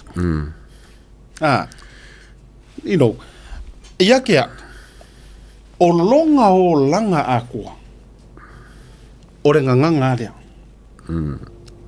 O re nganganga fo i lele o re nganganga e whakong ngaka. Mo me lea tau. O lona o langa a toa, all his life. Nga ole, give, nga ole command, waai. Nga ole avakua, toru fitu ona tausanga ai haru porokiki. Yeah. Valus furfia le wei ko inga kemingi. Sa ola 5 montupu tausanga le porokiki. O was furu ko inga pe o I think varu 85. Oh, yes. Ole winga le utu fai tuai. Yes, 37 sa haru kong 5 tai. E nganga o fai aku. Ole upu foi lele. Ua masa, ua eire upu fa sa mo tulo. O le upure tele nga whaongai lo matua mato e ina pea o ke ngi ka kou. Ua pau wai. Ua pau wai. O le upu lea. Kusa e ave i se mea ua matua le to e mafai o na suia. O lo o langa a koa. Le ala fo ile sau langa ngana. E sisila fo ile ataua. E le kai e sau wanga sau ngoanga e sai. Aggressive. E ika. Ai sea, leanga o longa o langa a toa Samoa. Nga ole whakong. Telling people. Kuse manual. Amo mai. Whaire me lea. Whalongo mai. O longa life a kōrenga. Aku wa ia nga ia wa ia me kami aku wa ia wa ia ka ku ai wa so o mela na sa mo le uta to fe ngai nei e le mafai ona to suia si ko inga o le me foi la le o mango to ai lo na sa tai wa ve ma kai wa mango ko o le foi la o matu wa ia li wa safa uma ka ko ile ngana le anga le o sa ngiru Oh yeah, le mafo mai. Oh yeah. Whaalongo ia nga supporters. O ko supporters la ko i whakele le nganga le kau whangau mai angai. Le whangau mai angai. O le upu moni ele na o ngai a. I le ngangana. Sau ai lola marang kama urupo o lea. Whakik, wakire. Oka o te whai atu e le eise whai pule i nā ngutu valea e tautala. Mo i ala ukala. Le ai se fai pule i ngā matua le i loa tautala. Ai sau wale tautala o le matua pa o pa. Ma fua mai i. Ua ova tele le sa ili ngā o lautala le fai. Ua tū matu le o le poto. Sala lau. Maybe ua ova ua kukumu mafau o kangakangi fai longa le a kau. Ai ronga o koe ofi eise meo se fai fare leo ngangana meu. Kau kako eso i o pārpoko. Awa a tau sila nei. O le mele tupu. Wa tutum kusa wa nga o le saili o failonga. Kulo wala foi failonga ele a fia fo ila tau ele. Wa nga o le saili le ataua. A e va ai ngai le majority o tangata i tau tala mai tonu o le parliament.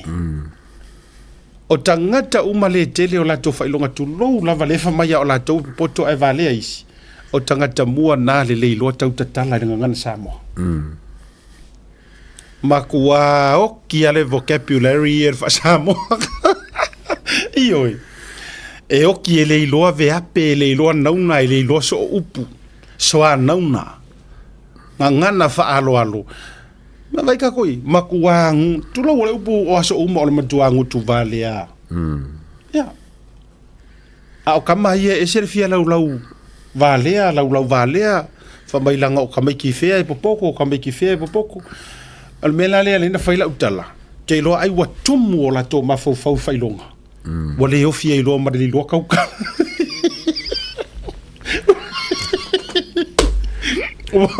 o matua fa tumu dia mafau le poto ai o ki lo mar kiriva al tauta talamai e le se tofa e le se whautautanga e le whaaloalo e le mingau e oi e le iloa tu umalu e le iloa le ngangana whaoioi e le iloa le ngangana whaafiti e le iloa le ngangana whaavi'i e le iloa uma whaonga le ngangana e oi Mawaila kako iei.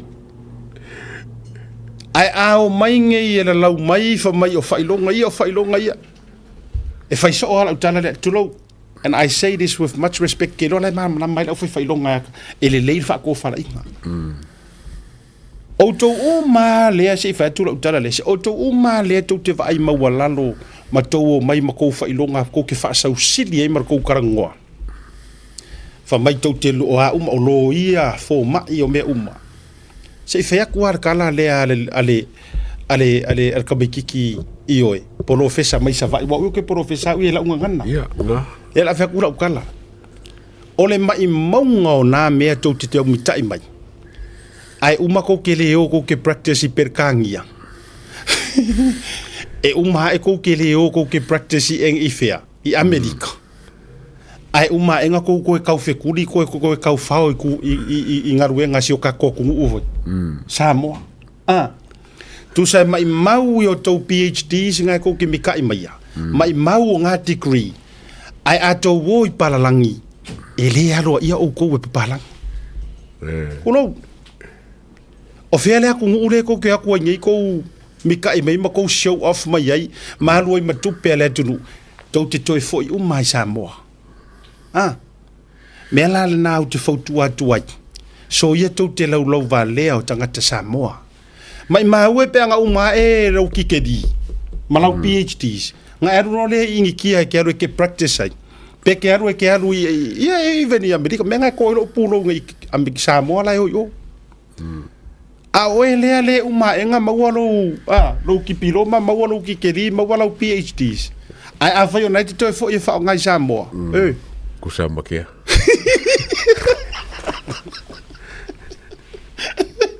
Ioi e si dele ku e si dele ka kia ele o foi se singa me kulo Ioi ele o foi se si wala ngale la foi yak pe ke sau mau PhDs mau WWW ai ele makai e ke harue e fai mai la apa fangu e ke haru e fai mari solo ale akawa awa vo ya e ruatu sa fa inga palangi ele ango si palangi ya o le brownie o Samoa you will never e ke fia o la fa palangi e ka wa o le palangi o coconut kasi qualification o ko pan benga o makai kasi alo qualification e ke haru e ko palmenge you must be a matai mai e ke fiu e ke sau mau WHTO mola forward drive e ke fiu e ke sau ai ele makai e ke sau fa ila lo le kulo no it's about time e va ko inga ya mako kala ya o ko ye tatia ya se ivanga nga wa makai fa ko e sau fa I kongor fa le makai ya na do no winga la ai si poko sitting ai kango ya a or fa makai a or kaukala sa wela e skala lupe foi va esi a o toila to talaina awa a polear ke lo melo ma vau ai a kunge e longo fi e o kilo kiriva e le mala mai la ku ya ole ata to watu malolonga foi mai malolonga ona join mai la I o le fionga le lipule e mai sora mato o finga rubenga atua Lengo le matou to la si por kalambe le I si o matou officer tuai o mako officer tuai le le ko el background le mau te faʻasoa ai o ani mea na tutupu le nei officer ia mana tuai pe langa le la matou le si matou officer fo e matai por kalambe vai so fo a mata tuai ia no winga le fo mo mole to mal matou faftai fans uma mai la tou na nga le nei por kalame mai le urua I tausanga 5 years ago se yo o mai le so ya el Africa ko ofi te totu marolonga ona whaoilo le tatou programe ne vanga le fiafi.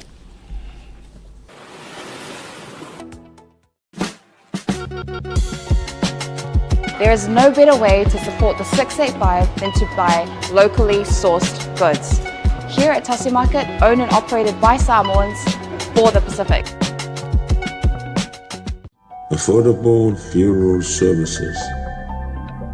Whalemaliu, a tamawhanau Samoa, tonga I Okilani New Zealand nei, o oe malo aiga. Affordable funerals, o le tani mo te miti ngā, o le maliu maleoti. Miri mo iloa, o lua tasi, valu o noiva, valu tasi o, mātou te o atu I lau maota e tala noa. Awa se tau whaamama a venga, mo to e saunga, o le pele I a te oe. Whaafiso tai noa matangi a mosa, I le mō pae o lua tasi, valu o noiva, valu tasi o. Po le Facebook, Affordable Funeral Services. O le lau mua, pusa maliu teo wina, I mamanu Pasifika, whapea so seata o designs. E atangi ai lo la tau soifua matang o fie, mo le la le lei, au le lei. Whawhiso te iloa, matangi a mosa I le olu a tasi, malu o noiva, malu tasi o.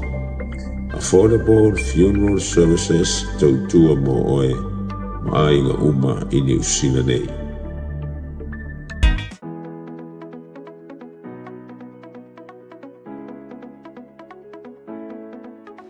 Hey, have you signed up with BLUNET yet?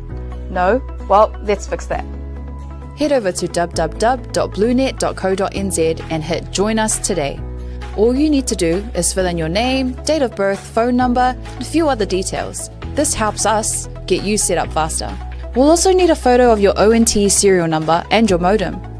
Not sure what an ONT is? Don't worry, this is what it looks like, and every house with internet has one.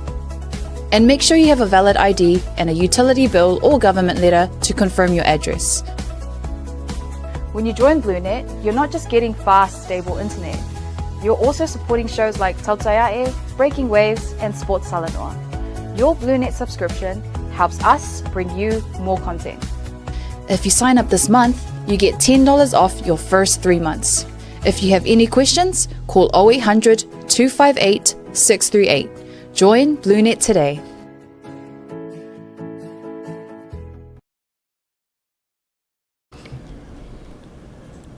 Retirement now. Jangan fatir cari umayar por kalami malo longa masani. Aya, onna ole tulafai or tatou por kalami. Tififi fai loat. Le uma futa mai mato au fai ngalwenga. Eu ia tolu le sia o ia langa nem fainga sau Oscar ana no le produce le tatou por kalami. Ia o le autova mai foi ia si o tali Filipino ia Carl ia mi se foi o Ryan ia ono ni so fufu on le fifi o mato au fenga venga tato au fenga venga le wo ma pa anga le tato Blue Wave TV ai mai se le por kalame o le Tautai A'e fionga le li polisili o le fionga ia foi mono o io le puli o io foi o le founder o le tatou ngalu moana ia po le Blue Wave ia limited ia ia o nanga tele e au fia ila ma le tatou media arm o le Blue TV le ia le tatou Tautai A'e Breaking Waves ia me se foi o le sports talanoa ia malisi o nanga o na utou si le fia o le the man himself ia misa for the first time on TV, live TV,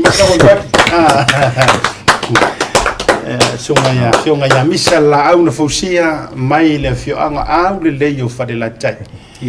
Ya, le toi ya failoina ya le tausala tasi or mato wa au onanga.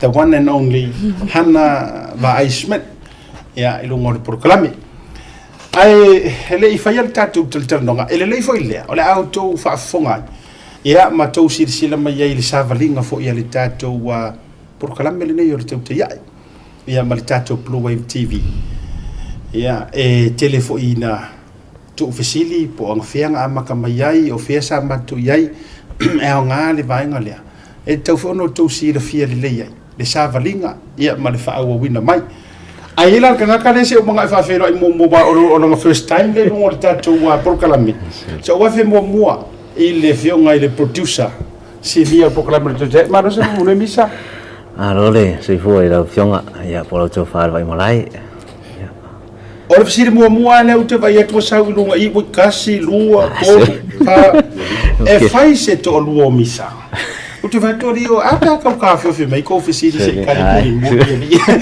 le ia se fai sa tala o le tala ia lea ia mo le nei taimi o le ase la ngona o lau sau fai o ma lau sau fa o fia o la ngona ia pe I tau e fa fefe ma kau fa ke mo ia o lau sau fai lu mo masini wa masani po lau sau fa le taimi o le me molia ia pi kau fa fefe no i wai o ia te kau fa de fei wa foi tu lu mo tangata ia misera to nga men nei o le sa fa ia ulola wala lang ya ko me temi nei o fia tu ura wa ia lu mal ya ai ire se ngon no foi ia man no foi foi tu yo pe o masa ni foi ia tu yo ia na ole o ia tangata o na ini men tu pu tau fa fe ni tai o mea kupule lei o mea kupule o mea lei ia e maka koe foi mai a misa ai liso le o tou sila mai il tangata so fa misa Oscar se su mai ai sau just walk behind us e sau ka no ta tier camera men na way mo late so mai masonga ya Oscar o le man nei o le melia o le we are bringing Blue Wave into our audience tatou ia se rua ia o le songa ya Oscar o le mantou producer le mai Samoa sa finga ruenga la vai Samoa taimi a dom tu sango tia ia le ua malanga mai nei pese foi poiponga le sa wede di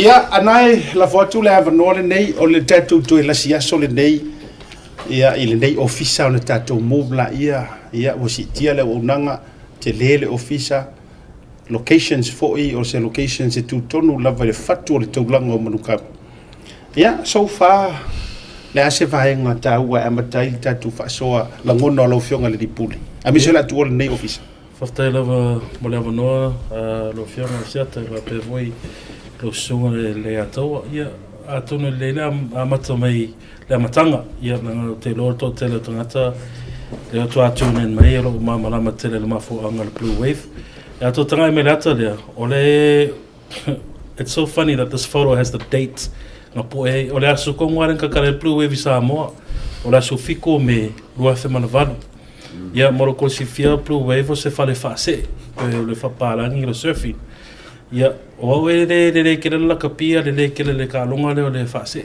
ia ole nga fail ka ko Blue Wave I maka au ku ia pia ai kele la o ilo ko angu nga kele nga fail mako wait was that you or your son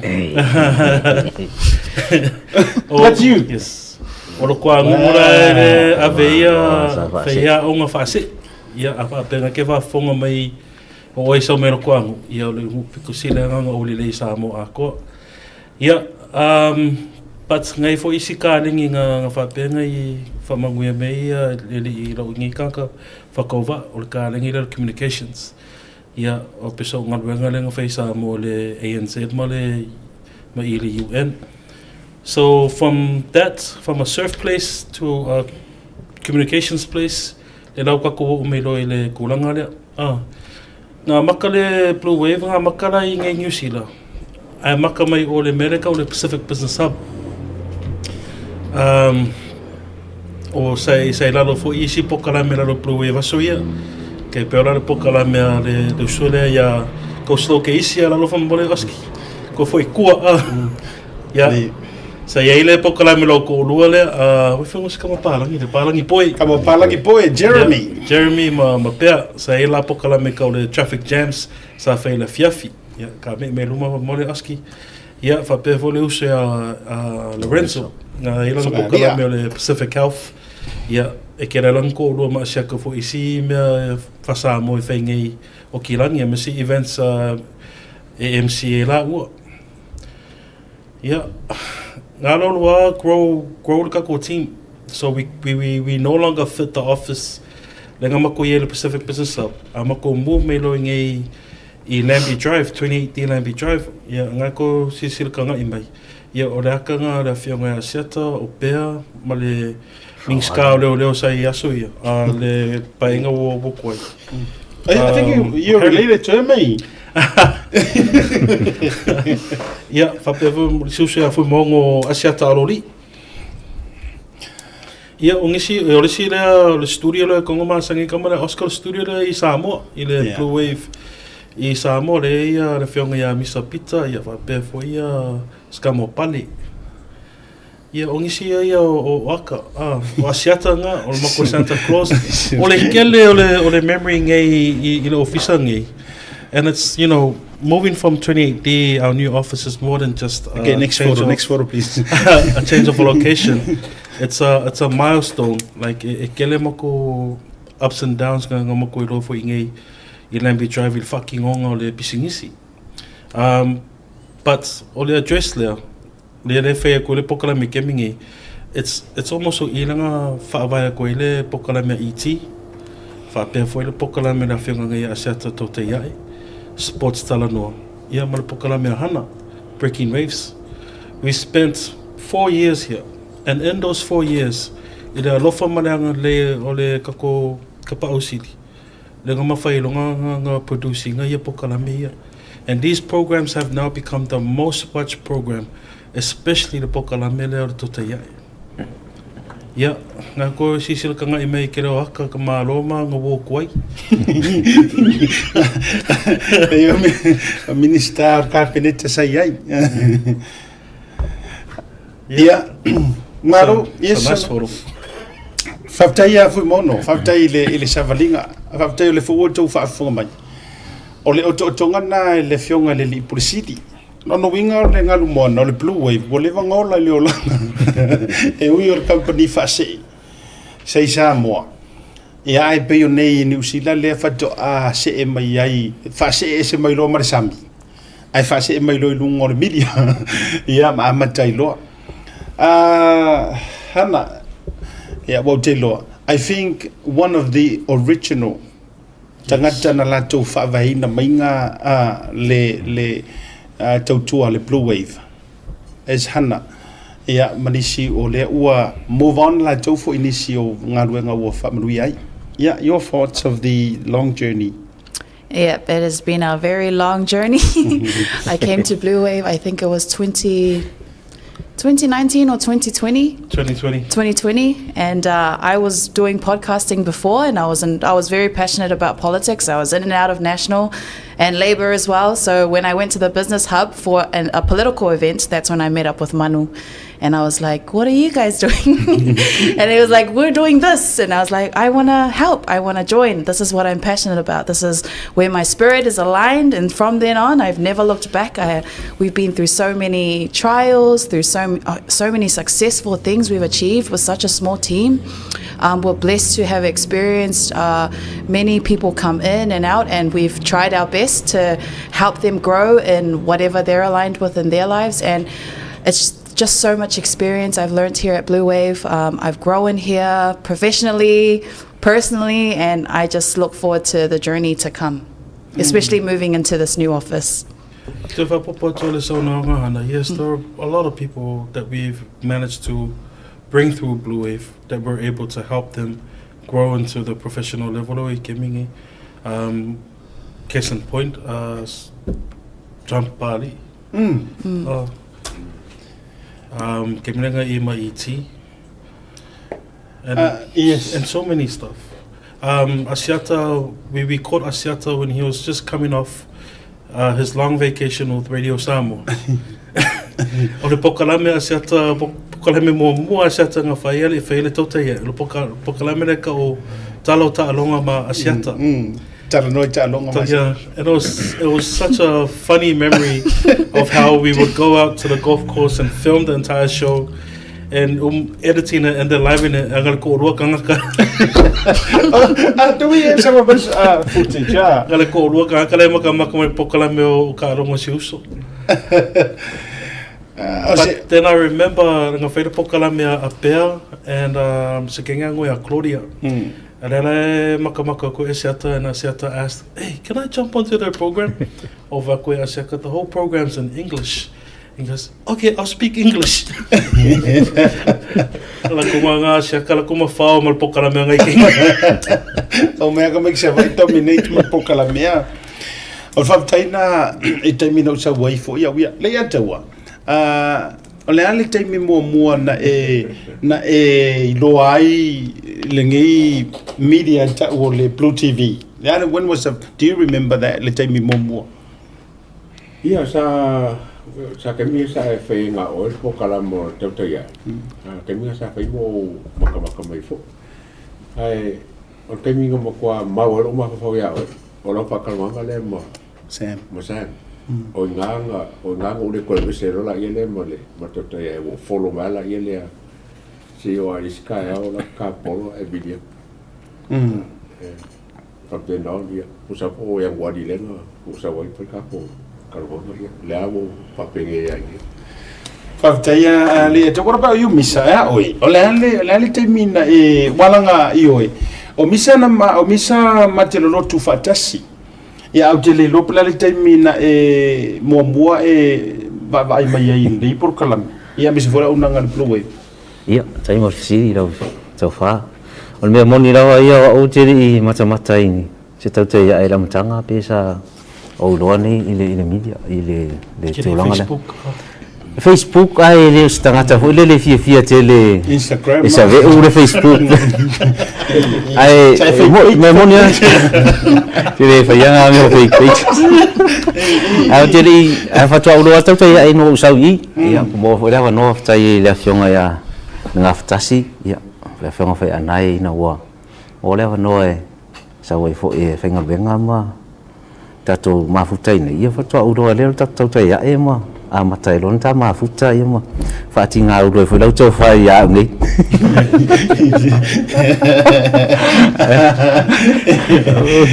Fatai so o te lori stanga tele ule vana fai melanga fake page mata mai ai ole si foi mea seta le mo se fiel totel ole lau fa nga le Tautai A'e te opelu lau longa tolu lea.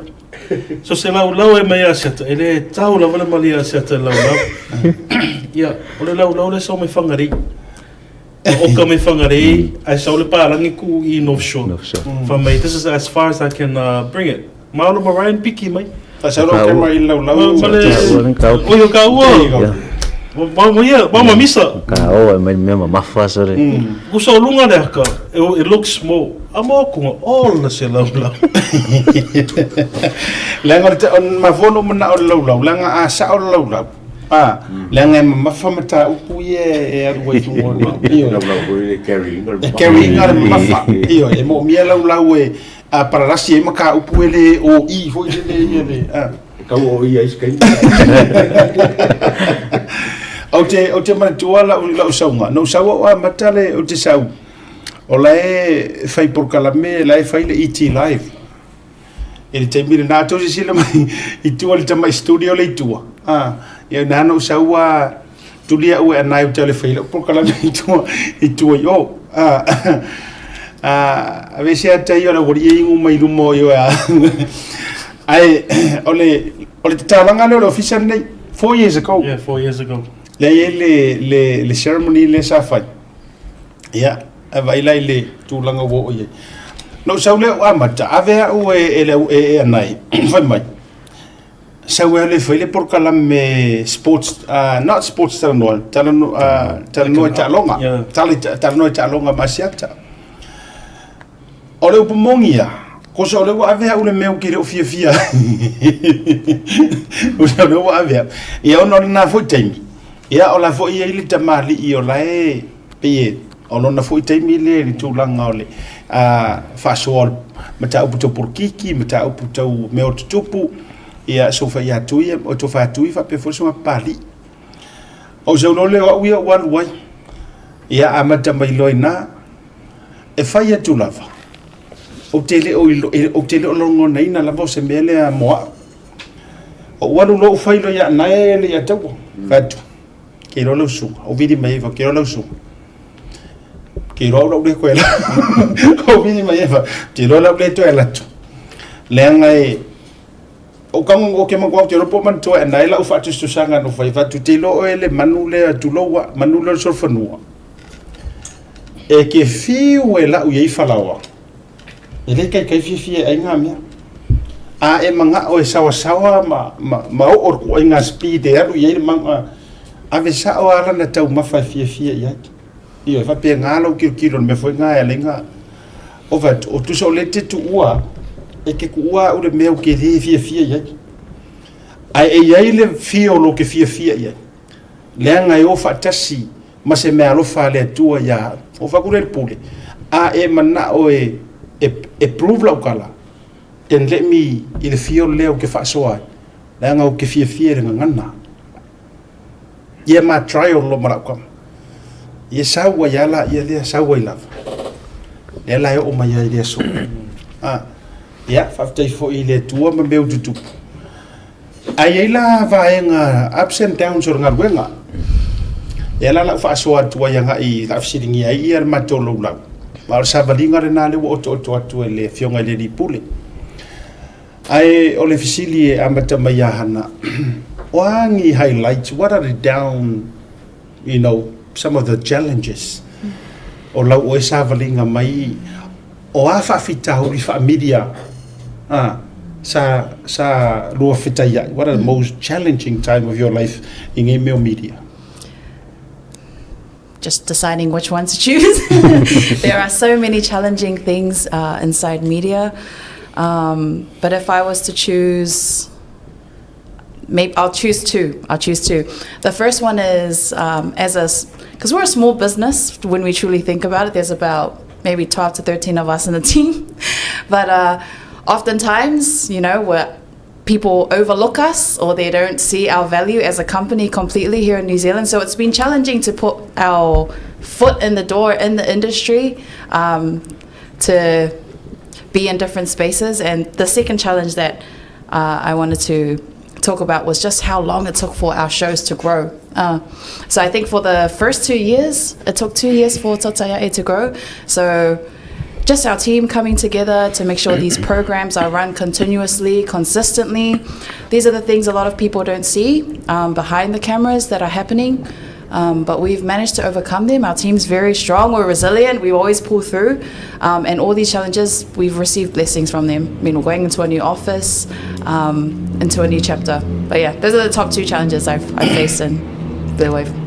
Do you want to talk about that humble video and how you come to overcome that? Yeah. Mainly.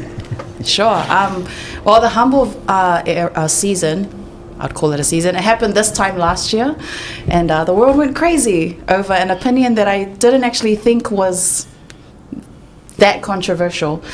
In my networks, in my family, in my group, my community, we all kind of share these similar views, and I'm sure a lot of you too, you do as well. So when this moment happened, and there were over 100,000 Samoans coming for me online, it was very hard on all of us. It wasn't just hard on me, it was hard on our team. It's the first time, well, not the first time actually, it was the first time for me being grilled online.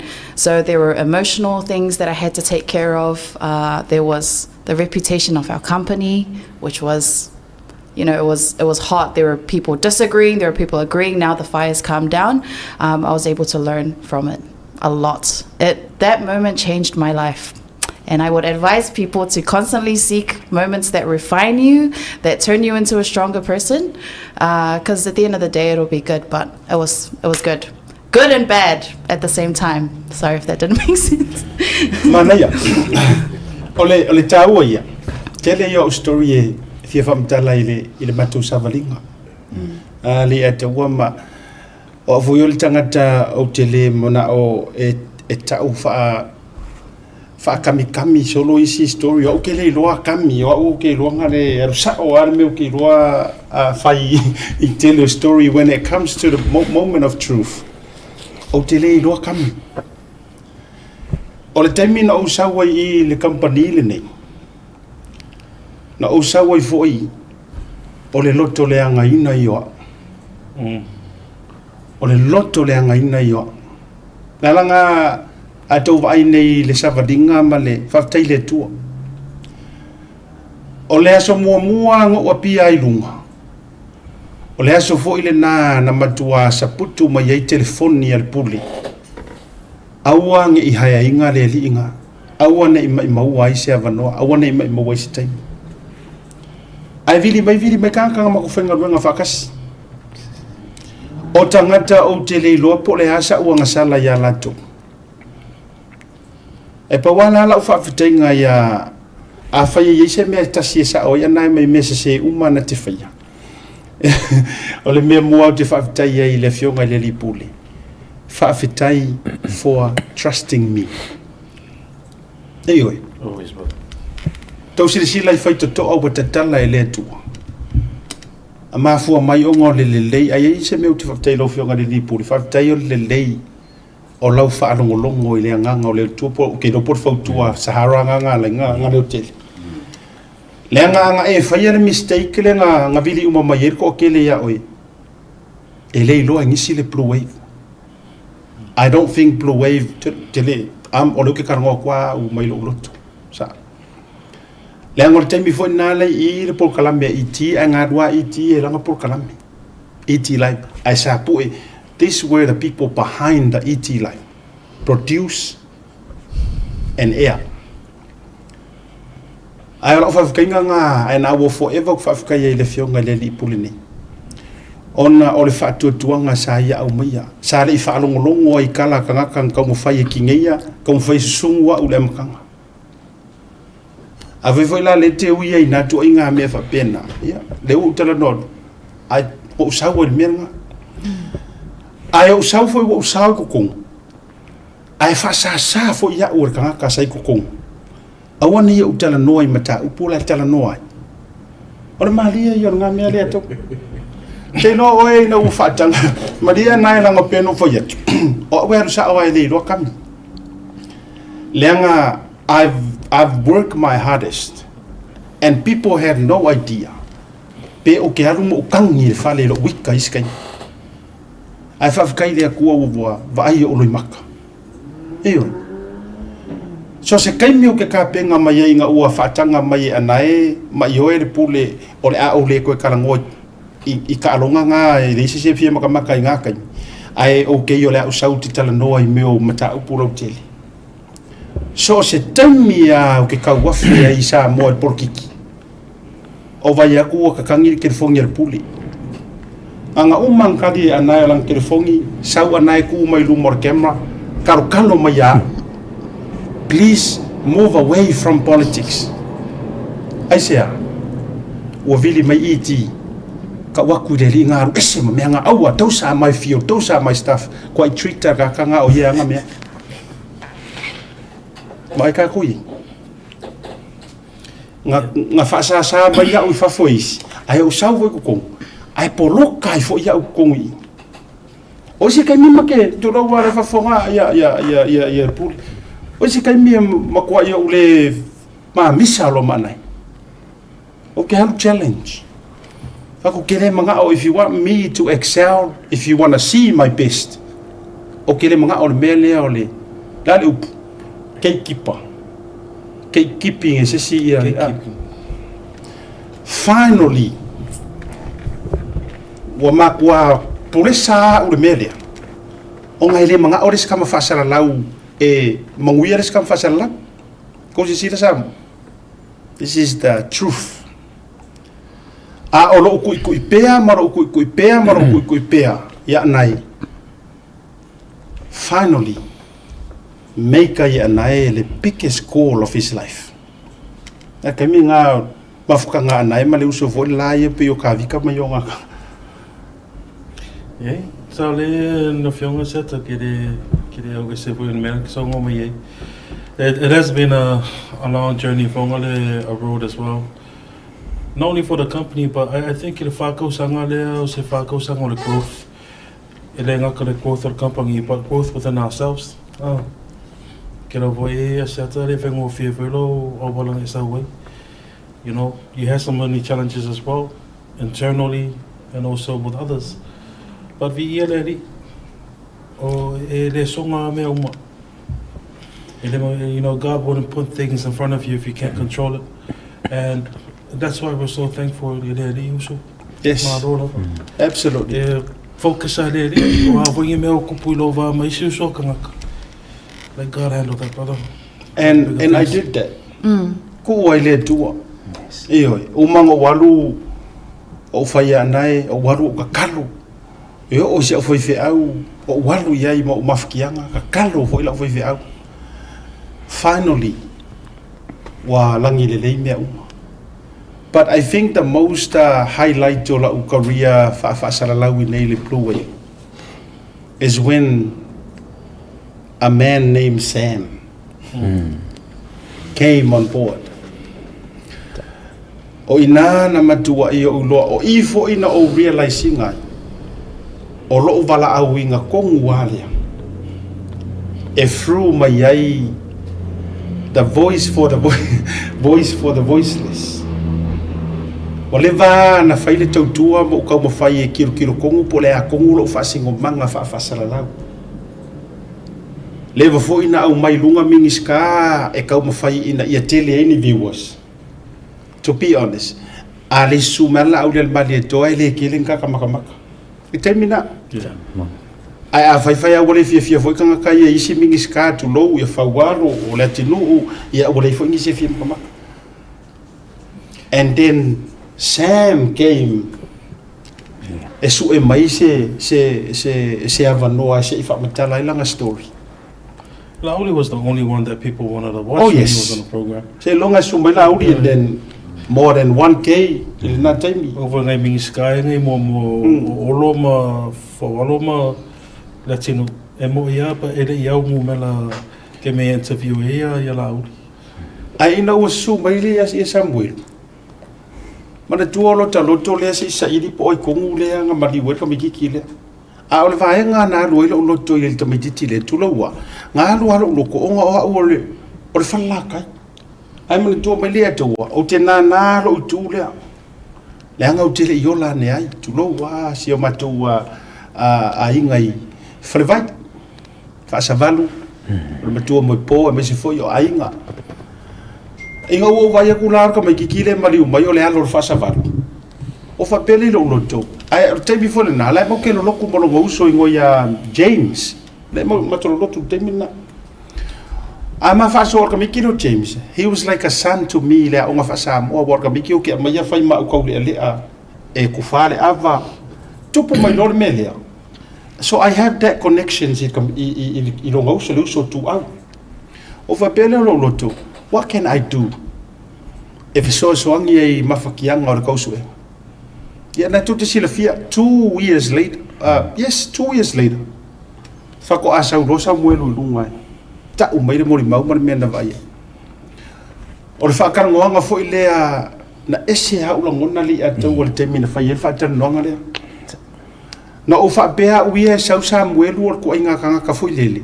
E fa matela mai na o fa longo ila uor fa fenga ruenga o fa makala melia ai alo fa tal noanga o vai tunga o ka ingi information line no from somewhere the only eye witness ya malanga masita mai tai fu ile ngala ko ke la pasi te lo la we ila me mali ele so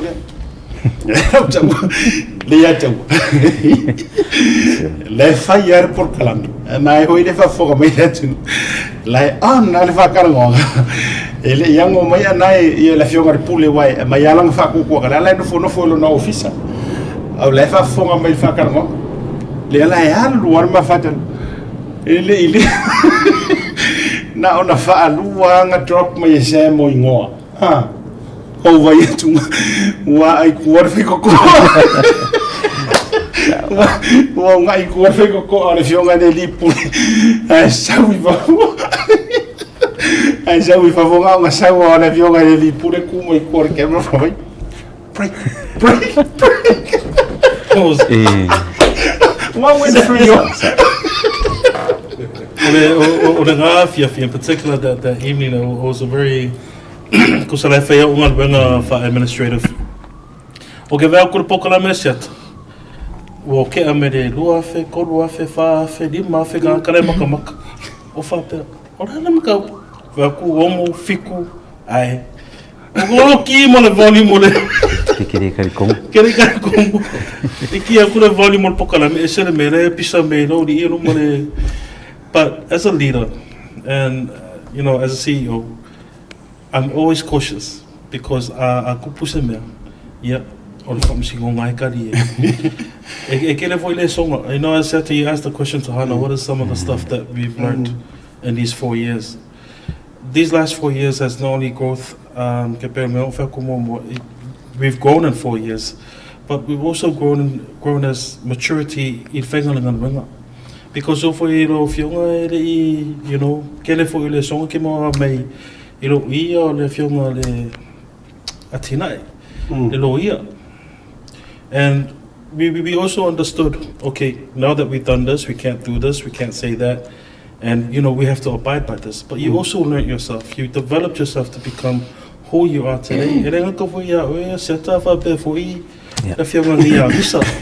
Eu maka ko me eu misa ya. Eu maka ko ya misa. Ele fiafa. Que fala no me. Le o que ngia ga kara shaka. Susu e me fetu ba shaka. O so ka ni ngauki. Come on. But that's the pressure on the you know, that's the pressure what people don't see behind the cameras. It's the pressure that comes with the job because eu mo fe pokala me. Yeah, o kanga kai ru mo camera kera nga kosu kanka online and I understand it too. Because our but hopefully we get to grow and people understand more of what Tautai A'e is which is talking about issues. For law issues of le longo puya li ima le expanding on the horizon or le mafo kanaka. E uma to mai le ma le issue wai e ma never the moment of truth. Se ka kala mai foi na ngongo misa ko ki ronga o nga me mama ayang e te fa mana la tala i fata no ngam se buelu le atu anga uma sa anai o nai le stanga tapa pa tele a termina wo so mai vamo ya ngalu ala wo se ya ma to fa ya mo fa mana tu ya Samuel a wati to ta wai ngo tangata nisi tangata foi sausa wa o ile va ole fa ta nonga le pe yo le pa po mo komika ele lo mai le lo lang na uma wo fa ma vai some boy wo umar po kala me ya to I said quiet and I said quiet Misa we went quiet like we just look at each other. They must see your face color. Ngofo be a moment of silence. And then le fionga de pule goes. Let's just wait. You better call the lawyer. And we're gonna see. O ngai me voi kupu e to te o si la fiemba. Wala ke le ai mase so mako e koko mo lunga pe suka. Ele o fo ile tulanga ile le silsila to ala fionga le lipule. Ya iva nga fo ile le. You know what I didn't expect as well, Shata? Because remember after the Sam's topic, he contacted the Mongi the next day. So Olimeria Sam was supposed to be okay, what's the problem? Ka Sam the problem. Yeah. Contact all the kangakala ka assembly more in which I contacted I called the Mongi straight away. The Mongi. So we thought it was just going to be over the next day. But I don't know if the Mongi came on Tautai A'e the following day. I don't think absolutely. Yeah. And you know later when I want your opinion later on that. Because a moment of silence. We're just looking at each other for the little appear or for Samoa, Molia, oh, yeah, wait. Okay, le expecting le kuai nga mama fa pe or information le wa mai. Ai mana tu fo le live le o yese pre-record. Ele ia fo se kai me umi nga fa se briefing masam. Pa wa me na o faia la due diligence na fai. La fa la mo ni ba fo le nga le lipule. Na umma na fo ta iatu. Okay, mai ia Samuel we sau dunga programe o fa tu Samuel. Okay, I will come back to you. Let me do some phone calls. O vilia lo fa walo. Yes. O vetu lo ya misa. So e mai mo mela se so bili o longo bili mo mo tua longo ile tali mai. O vilia lo fa walo. Nga vilia ku fa walo. O open lo ya fa walo vetu. I've got a guy e ka kare la fa karangonga in the next 15 minutes, but I need your advice. Mai fa walo le ka fatu o tangata le o le fa mai o ia nga vai kingoa o ia mo mo ko hit and run le ka kom fa ngesu le ngo le ko ke open mai official le ai ai ni si new evidence o nga va ku le fa mai fa walo o ngali o ka ngolo ka o ia le ngor kama o fatu le fa walo o mai sa fa tuanga a fa pe o ke fa karangwa le ile can I show his face o ka ngo plan nai o fa ku o plan le fa e blur falling on time mai wona I loa ona foi la man manunga lo tele foi le longa saunga le mu. That's not the first time. Sorry, it's not the first time that Sam has been on media. He was on Turisi. Mo Turisi nga mo o fa tu te mana tua la kalia mingska nga o mai fa mai kalia mingska aziaka fa ile linga a ke lese puki o puia a ke lese puki show on foringa dungole le fo fakangoa ka o mai malonga ngoa o ngi sau ngo sem ka o mai malonga fai ulanga e fia se laure mau sem ko ngo Samoa ai fa hali me mau foringa wa fa mai le malanga advice awa alu le mere na asia ta ai e punia mai on foringa suppress foi lele maleta o mai lona ngoa ai sau ngole audio ai asu su e aku leo ele mongi male fa maungia fiu su ele ringa ia ngo oro fa kule ya o e ko fo ia ya o su le mere oi na ton wana lai loa na fai loa ma fa ali on folding the last person I called o le loia matu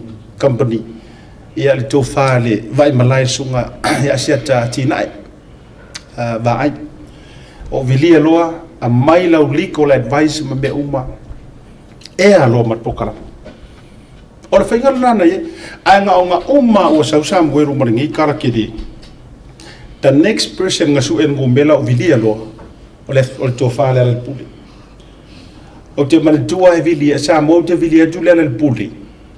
La nga makamaka mai. La nga makamaka mai le al puli, fatua umana mata nana o alongo tu lava, a famaile tala le al puli e te au.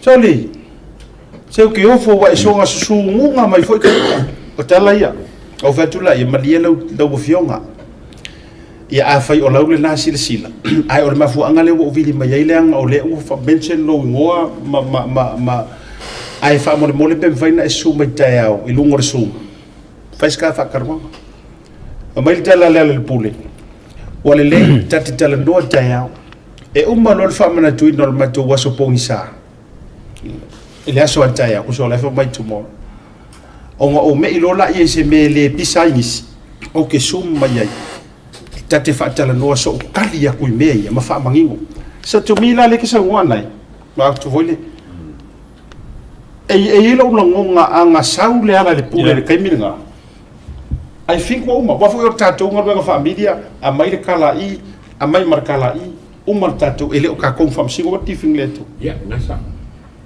ora la funga wa no fakar mo nga fa no makai o ma maka roina io kino akoa esa la nga o kukuliero mo pokala por eso oma ora se ka de limon ya la se si mi kwa nga la ko muli lo la ele o kuringo story le ai ya ka lo ia mo kwa sa o la fa lo mo fa kala And you're absolutely right.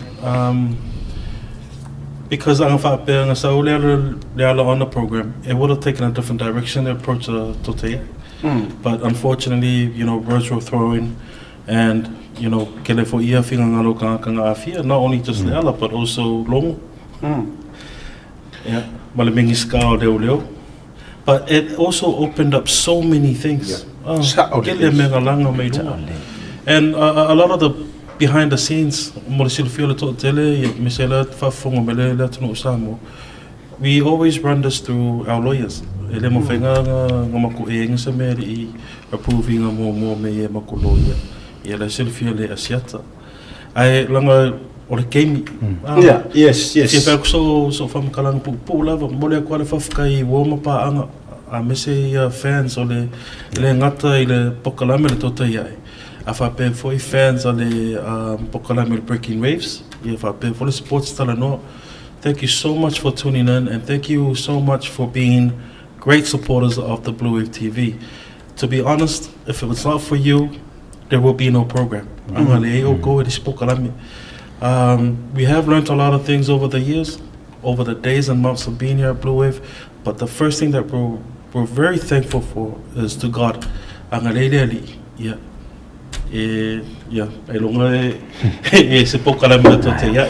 But we want to say thank you so much. I know we'll leave the program to Asiata and Leatoa, but for myself and I know for Hannah and Misa as well, we're here because of you, and we're grateful for all the blessings and opportunities that we've got given by God. Faftai. Malo Misa, I feel like I'm going to le pressure ngi por kalame. Manaya le se fa fonga ba ia le tunu. O alo le king. Wa nga sau e ka ula po. Le wa. Mang ko le fo ka mo ka ko challenge na ko fai ko ka u. Ka to. O lengi fu ile le ya. Challenge ka wa le. Ai se fa so mai ya wa e lo mai tangata le ngaru nga fu ile mo se fo le te me tape la por kalame. Manai vai ngo fu ile mai la ora mai kuma me bena se minga singa we fa so la fi fa fo mai le tu tai ma si yo e se foi la ngona i tu yo pa sa fa ye ile tom fa nga mai fo ina ya lu so longa le la we la onga wenga fa tu yo ina ye so longa le ya lo fa so ile mai moa ana ya tatu tangata fa pian mai mo mai tatu por kalami. Jadi cai me presail me apa or cai me last minute cai ia me te velo atu me te mana oi wi foi lunga ia sika ele cai me ele ro ma fa o like fe mai qui foi lunga le ala ka um fai foi ka fixe ku le si e te tau fia pala vale le cai mina ia o me monia ia na fa pere po kala me ma na te tu me lunga vai me ato o vestido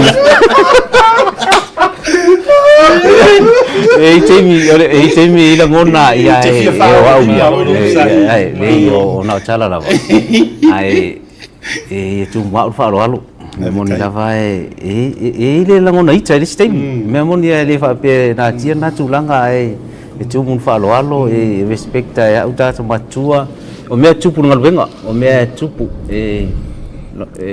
tilo mamao e le ma tu nga en ma vo o me tu pu e le no ya uni si me se tele ma tele foi o nga e tu pu ya la vata pena te mi presa me wai tele me mana mia ala la vata pena ai manu wale na tatal no le tulanga ne asa le te mi o pokala me na po le fa na ngalo ya pokala me asa le foi o te mantu ala te do fo mai o ma le o te fa mon ye ma o sa noanga le sa fa longo ma e vidina ya komsina me la tu ai ro ngalo chalo la mona hu sa wo che ye ya u ya na po wa pokala me le ai mun maula fionga le ngaftasi na kola e ngaftasi break o na u fa ngaftasi fa tu sol pe fa o pe po maniti lo tatino pe fu le fo fu la fa longo le sa o ni to nga ma talanga o fa me Samuelu pe ni mea onga ho le i te tonu fo yo tato ma lo sa mo to no te ua fia inisi mo vesi na ngona ya to pole va pe sa ai fo nga le breakthrough le sa ulo ya u ya sa ese fo swing on ta u Tautai A'e ma sa ua lo i nata pokalame ma ama ye le tu tai mi o tato ba faftai misa stai mi o to ya fia tu ya hanable to faftai tele lava o me ele o lo ele to tele ai faftai lang o lo te tango va tu luma mo tel no ai ai taimi a o i le galuega lenei ma tulaga ma mea e moʻomia a o mea ia mo ke kauvevesi ai I ma leo ke le iso leo si uso ia misa anga tangata o ele te mai mai it's for you iyo e whainga ka o e Samoa ma lau mai moanga because when I prepare this show I want the best wa uke le whai show whiara alfa iyo o te sta pena e o ai lo fale ma me uma o risi po isi kai me mai ia mato ainga isi kai me fere me ai le taua ma you know my wife literally grabbed the phone off my hand and tell me mafai mai sa o ma o kengia mai e mafai nga ku uia le su enga o news ma ku I spend so kai me mako right kai mi uma e kai me ngalo ke vea lango ke vea ngaluenga le it's a 24/7 a job duty ka penga ya ma voisia mo ko sa mo to le tunu e pele le loto ma le nganga melia mo le 25 time le fa malo yeah just before you yeah sorry when we say for ke o ia ya mako a inga kai ko ro o te foi mai ai o te pole ele o ke via per fo ia o fa long mai lo e ma ore ko ele faf kai le musa le kwaya kur fale le Sahara o le ngor ko ma makungal vengar fale o le ngor programa me ia le vengar le pule ai ia hana ia ngo hana ia fa e pai lu fa pertania la a tu le uma tu sang ne mo tu sa le fa sa mo a le hana o a fianga o ngaruenga nei anga ia o e mau tiu te fale you know does your job you know distract you from and take most of your time when you're supposed to spend time with your family? Yes, so I'm a mum. I have a beautiful baby girl. Her name's Isaiah and she's 8 years old. And that's my main duty, is looking after her. But work takes up a lot of my time. A lot happens here. I sometimes bring her to work. But like the boys have already said, this is all for you guys. And I also wanted to add that we're one of the few Pacific media companies who is not government funded. If you look at every other media, they are funded millions, where our petrol is on peanuts. We are driving this car on peanuts and with the love of God and His grace. So I just wanted to let you guys know that we put so much effort, all of us, every single one, to come together to make this work. And thankfully, you know, we have one of the most watched Samoan podcast shows, but we're not even funded. So we're able to do this with our own hard work, our own effort, and with God's blessing. With the help. With the help of our sponsors as well. Yeah. So our sponsors have come forward, but every time we try to apply for funding, we're always rejected. But we're so thankful for our people that we collaborate with, people who want to invest in us and believe in us as a company, because it makes all of the things that we have to sacrifice worth it, and which is time with our family. On that note as well, Hannah, can I just add in a special thank you to Tasi Market, tulafono, Larry Tautai. I also want to say thank you to, well, you know what? Pacific 40. One of our first sponsors. Tala A'e. SMI Hardware. Also to Eveni Pacific.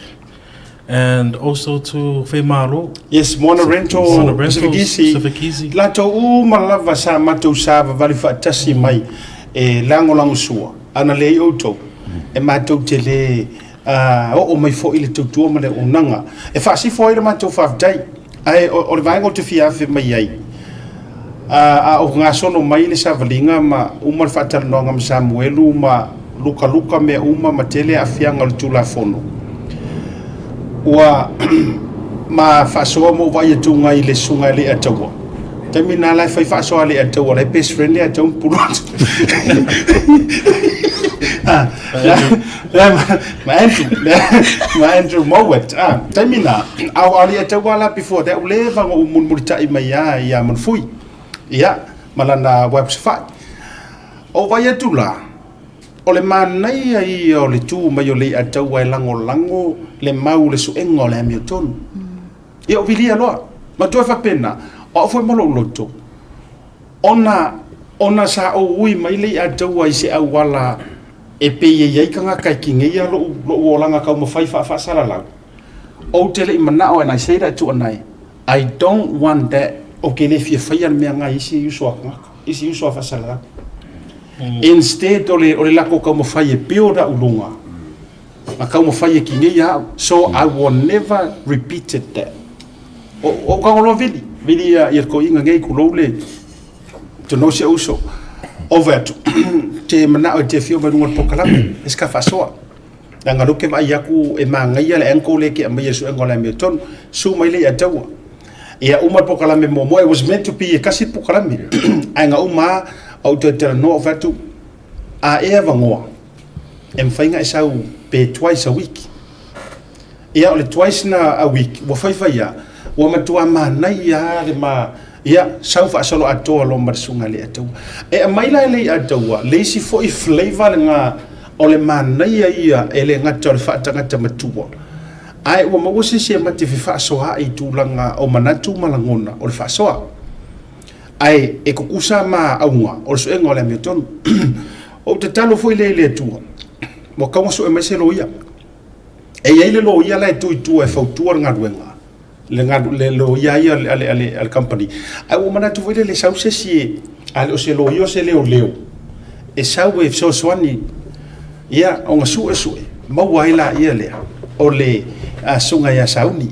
se leni ia ona sau e foi la ia so e fa popo mai ia le tu le team le nga o si le sila foi o si le fia le fo a le tu o le aso ua malolo wa sa valinga ma ke kele mea ioe o le anau nau sa ili la me ton sau au to va mai foi le sunga ia sauni la tobi ia mamato nga lu e fantas sau ia sa mala mai le tulang o le tulafono ia ma watu ma ua ia I sa malaina tunga o issues mamata upu e si le fia lo tele mole mole ma le tunu so mole lo fa tele a le atobo fa tele la velo sa fa fo sunga li lo ia ia sauni mole to tele o tatou le visili mai mole to sauni sunga le lo ia ngol program yes o le to e out of mai sunga le lo ia ngol tatou program le to ia ia o pisi le lo ia io na tulanga ia na ngaluenga ia matulanga o le fitu wi foi ma le taimi ia o le mafo anga le mo le to si la fia ia atonu e alu le lumana I matulanga o ia ile tatou proklame o le fu fasi fo le tu sanga ia o lo foi le tua ngalu mai lava e au mai ale tanga te fitu wi ma le taimi matulanga mo mia o tulafono o le nei fo taimi ele o to ia tele ni tatou mata upu fa tulafono la lo ki ngol fa metala le o aver tatou fa tuanga I le fainga malo tatia lo ia latou le fatau no ino tulafono o umanga mako fa ia nga ruenga mai si media o umar mato nga ruenga ale ata o umana mato tu leile mato pitola au ale o mau malo le o sa fa il fatu tu ile tu o ala isi me or kula kulo ele va peta te fa tu a me ole o fatu fa la inga fo ile na al tato por clame bring the right people at the right time at the right moment ia a uma foi la ia le ia ko fa fo mai sa wanga hana ele ngi mako milionga ko ngi ka ele ngi funding ale malo mato mo le la foi le na ya la ino atel tala li moni le foi mai o kika uma me ia wa ngo kupe le ave o tonge se o kika ngia o le wingo fa mtelanga e totele lo mai foi le struggle la fionga le lipule io ele tau sa ilinga o me se foi o sponsors e tongi ai le ala na sa fatuaya no talia tu le totele a le wo talia tu le fiafir nei ele ngalu e fua fo ele me fai fo no mai fo le totele o tanga tai lungo tatou proclame io we have to pay them but sadly ele o tele se tulanga le matou io financial ia e mafai ai fo I ona faa wa pea ma faa wa pea ai pea no fai atu e ngalu e mai ale atu I lona lava taimi I le taimi te tau ele o to yeni vaenga o tatou tau popole ai fo ile le ike wale fai ar kula fongo I Samoa le o sa fai le malo livia la ko lau ke faia le mele a o mai fo ila lima kausanga o le se me o faia to know e tu sa o folanga sa iai. Oh, we have to bring another lawyer. And then we will have a koevili saungi. Ya, po avanoa. E toi se su mai foi. Se koe kulei po ane me o le faia me lea. But so far, avel tato fa tuanga o saunoa mai le fionga i le li pale mia. A vakulo ya la kou fa kukuanga. And I think that's a very fair thing to do. Aveloa i le pale mia ma le fainga malo tato fa tuanga. Patu to au mafanfana e fa au lor fa ngo me ya ale ai ma ke pingi pingi ya kwa isi me o fa mangaku o le time nei o le season ngai o le fa manatu ma le fautu ai le malo ya a kong wakali ia ni si o va ngo le to te tu fisilie ai ai la se o fa mai se fia se la u afe if so swangi ai payroll or I can pick up the phone and ring Sauni to come back tomorrow. Ele fe ko I fa ya ko e sa le na ya ai ona e tau wa ma ma tu lang fa tatu fu ile alo ai le tatu la fa ka ya le tau he's a businessman ya le wa nei ta mai pina ti tau mo ya ma te fa so ai ma le sunga ya le tau le la fu ile fa tai tu ai wo ma pa anga ma mai o ila tau wa nga le ma fi so ni mai fundraising al neia fa afetai atu a Amerika Australia mau te le alo le tata le la au anga ia ingi funding ar malo o New Zealand ya matou a me se fo i Samoa lenga a mo sing ka ko so nginga mai vae ngo fa sala ngai Samoa sala fe kawi ai iri manga oi fia me malanga administration ia matou te le fa ya tu la o se si tu langa o le ai se ki ma ko ngi New Zealand mo le taimi o ya ola tala na le tau ala fo tu faisau sau no nga le vanga ya me se fo se la ngona o le wa tatu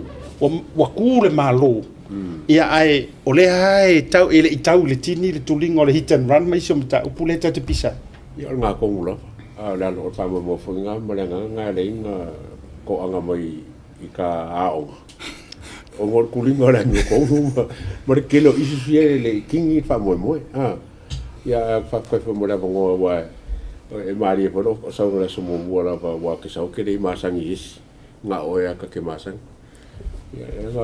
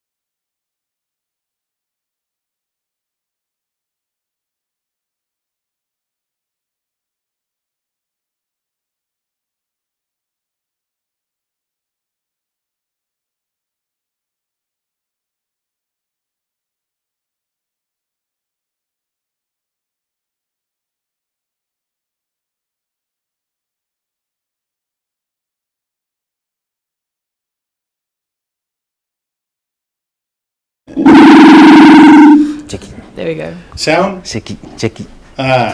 Pavelan men mga yoli Dawai. Kama lela la ko ada nanay fa mori ko fa popo kong kala ke bisa fa. Dawai. The name of Tautai A'e. Okay.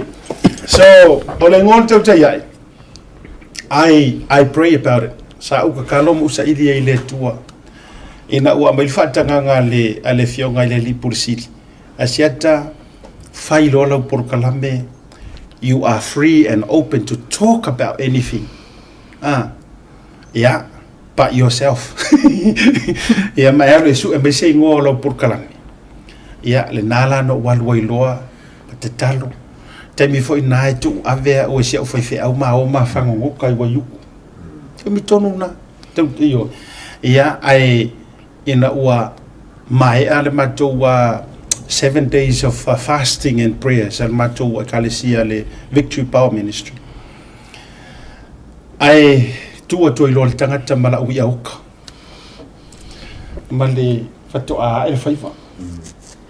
Ala e o umare 7 days ele I kau mo wase ingua mantua o te fie le nganu o le lai kele o le maungoli a kaua e oi whanole a whaloloa o le tai vili o launga ngana ola le mea o le ai le ai ma se mea o ngā mea ngā kauro o mafa pie sau mangofo ai taunu o tulo mare tangata mare whaifa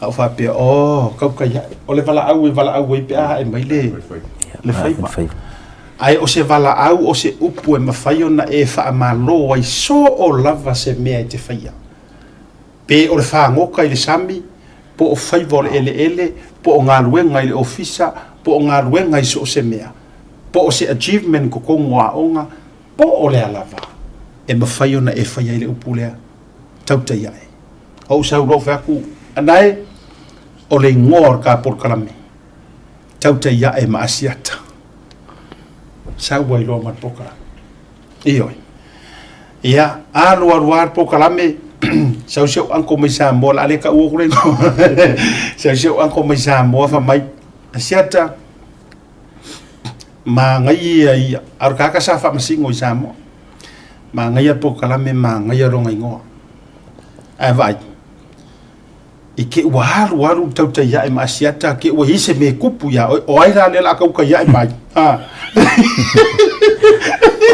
iyo aku ora la le se me fa ko fara inga wale ngonga ngai poka Tautai A'e ma asiata o se fa ko me fa ko fara inga fa mai kau ka ya mar manguia Tautai A'e mar malo Tautai A'e mal iyo ki waru le se me kupu ya oi ia peke wa musu wa ile fie yai wa ese o le hanga ila me la faitu ia o faitu ia te talia lo fotuanga ia o le ar Tautai A'e male malo ia peke ka ia ala masiata po mal malo ia ma ai ma na ia fo ile le fatu fara inga se wanko ia ma ia le fo popo me mali atau sau ma sunga loia ia le sau mahana yang media watch ia no winga la o ai ia la sau ngol program o tatou uma ele fa ngaloina na yo uso ya mau ia o lupe batasila e vai se uso ya tu basa e vai ile a te wole nganga le nga ya kia le a pio lorka kotim e vai la wala ko au mai le ngor mea nga le mafai nga fai ngisi mo lela na kangoi ia soka isa mo fa ku mau ave ese ra ku koko nga mangai masangi fatu ole ai punga mai lunga ke sa fai mai ka kori poki mai sa mo ia to si le mela butu la mai sunga ya ma alu le ato ia uma o vilia ku rupe maxila ia awe ki ko ya lunga ya burok ka uma mai ngai fora pisingisi maro kurong sau lunga Tautai A'e ia sau ia rupe makasila ko sisila sa mo fai le studio ka malo atau sisil ia o vilia ku vasa ku lo onga mai pese mai lunga nga me ke fai sau fai mangiri poki Australia atau sisila wo o Amerika o le winga o fa metalanga sa mo o le ia pe a le lo loko a e fai ngai se mea mai le loko le e manguia oe e manguia I mai skaka Amen. Eyo ai lai ia le fatu foi le ia hana ia o le o na ue fa Samoa ia le fa Samoa kai mi uma fai mai sau ngoli Tautai A'e e lo winga la e ngakara ngango ko hana I oro ko so fo e le ko ngangu ngol program fa Samoa ro fa ia ona yo to tonga na hana your final thoughts what you're going to miss about this office fa solo mai la ia le motatu to ru Just wanted to thank everyone on this table and thank everyone that's watching us as well for your support. I don't have many thoughts. I kind of just take every day as it comes, but I'm very excited for what's to come for us. It's a new level, new step up. We're in a main mall now where there's a lot of foot traffic. But I'm just grateful to God for giving us the opportunity, for giving us the platform so that we're able to deliver these messages of truth to many of you outside there. We may not be the richest or wealthiest company, but we're so passionate and we have such a heart for our people, and we hope this is reflected through our work. And just thank you so much to everyone for supporting us. Thank you for the opportunity, Asiata, tonight. Thank you, Leatawa, for always backing us up on the show as well, and Misa, and also to our boss, Anai, thank you for leading us into a new chapter, into a new season. We're on this journey together, and I trust that your leadership will guide us through it well. Thank you very much, team. Ole ai misia ngai lau mar ngai ngofanga le se me ma ko kia ke misia okay ko ke ole misia se me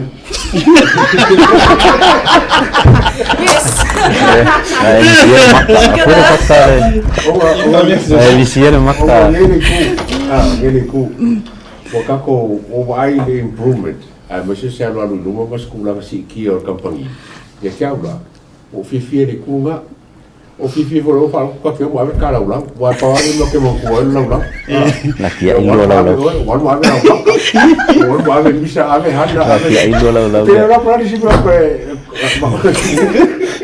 o la wa ave ma mea e manga o vie risiko ya bese la ma ga yo ka ko office fo lo ye e po mea pa kai mo fa malo fo ile ka ko pule ya mas ko pule ngamba o ko sa mo kai ngi fa mo wa ele o ku mau alo la ilu so o me ka wa ke o la ile le progress or improvement ye mo fa leia wa nga e se ka pe fo nga mai e nga fa ngo fi wa la ki lo sa wa o ke deso kai mi sa we le kio ya mo se foi le PNM sa inga me fa pe ye mo le do Samoa ai wa fango fe ke wa ang sa le sa experience wa penga sa ka se ana so ka kalwa o ko sa wa o fa sa ngai mo ke amo fa pe ai fango fi fa pe ai fango fi ya mo se o ke fa ngai ai le ya sa ma ka ba ka si kula o ke fa ka wa ya ka ni ko ke ko fa ni mai kula o ke fa ka wa o ke le mo afo ke sa wi fa le ko ka presentation le mai mo mai Samoa ia mai mo mai le malo mai mo mai la ko a kama mai mo mai la ko fie su so mo se fa mal manga i ka kum kau ale le na ka sa ngi o mo pa ke le fa le ko ali ya ala fa ka nga ya o fo fa mo la ka yuro ka po kalama ya mo fo ia ka ko team ya misa ma Oscar ya handa fo male ka si mai ka ko media watch wa maka ka fie fo le lo maka nga lo pure up le lo kele o ben fa ka ko kawang fa ngo fie fo lai ka nga do ngo fo le nga ga yo le ka e fa nga la ngo mai support mai le ka ki ka fa ai mo ngi sa mo ya fa mo fo ko family ngo ko lo ko mo le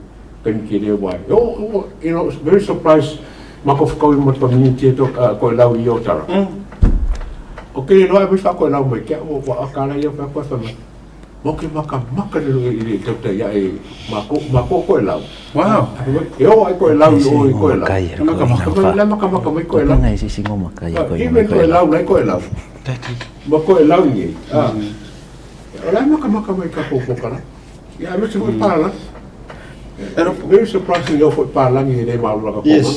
Eu tonga. Makonga. Lau konga. Yeah. Are you sure you ngai kamiki? Yeah. Iwe, Misa. Yeah. SMI lo misia wa me yela misia I tatou official ni. Yeah. Tele mera misia. Misia ya. Tatou maftanga foi nei official misio.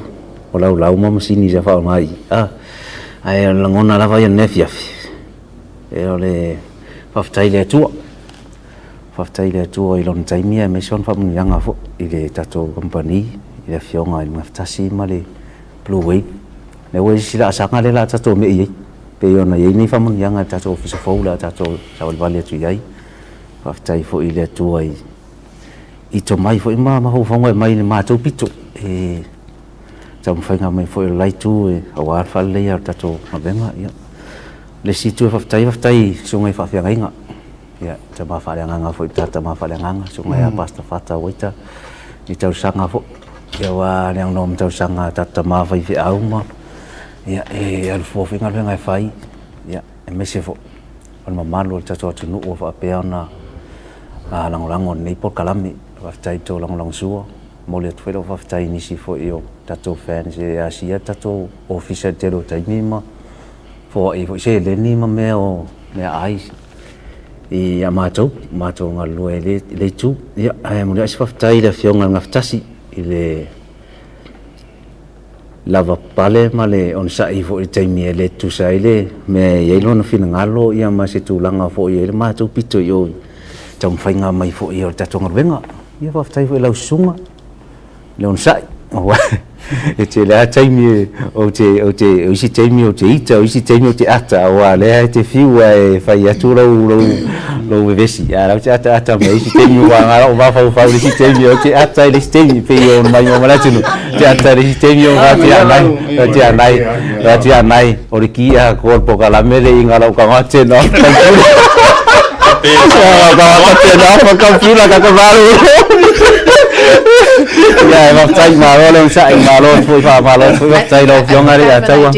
charity boxing match. Who would pay for you? No.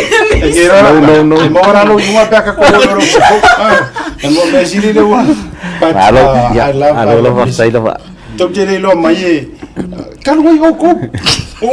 Samoa ya fuainga ya mai ora fa mo le JEVIK mai but he's the key man in to te fa tau sau Oscar ya anai la foto sau no mafai ya tatou mafai after sata what would I miss about this place? Yeah, before we leave this place, there are a few people that I've missed out. If you're tuning in, if you're watching in, we miss you guys. Rosary, Rams, Bear, Claudia, Lorenzo, yeah, Faber for Jacopo, Ben, Bali. No, yeah. Bali's still with us. Oh yeah. I thought you checked that guy long ago. Oh yeah. I thought you checked that guy long ago. Faber was usually ET, your brother Asiata. Yeah. Yes. Mashang Falkoya Sha. And Sha. One of the things that I will miss about this is that one time we had 21 staff. Yes. We didn't know we were going to outgrow the building, but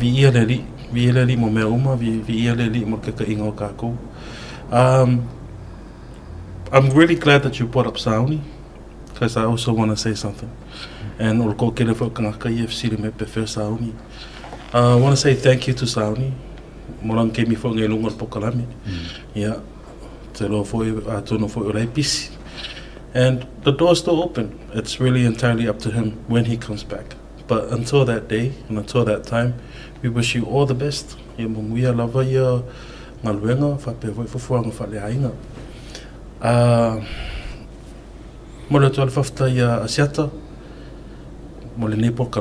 o le Tautai A'e.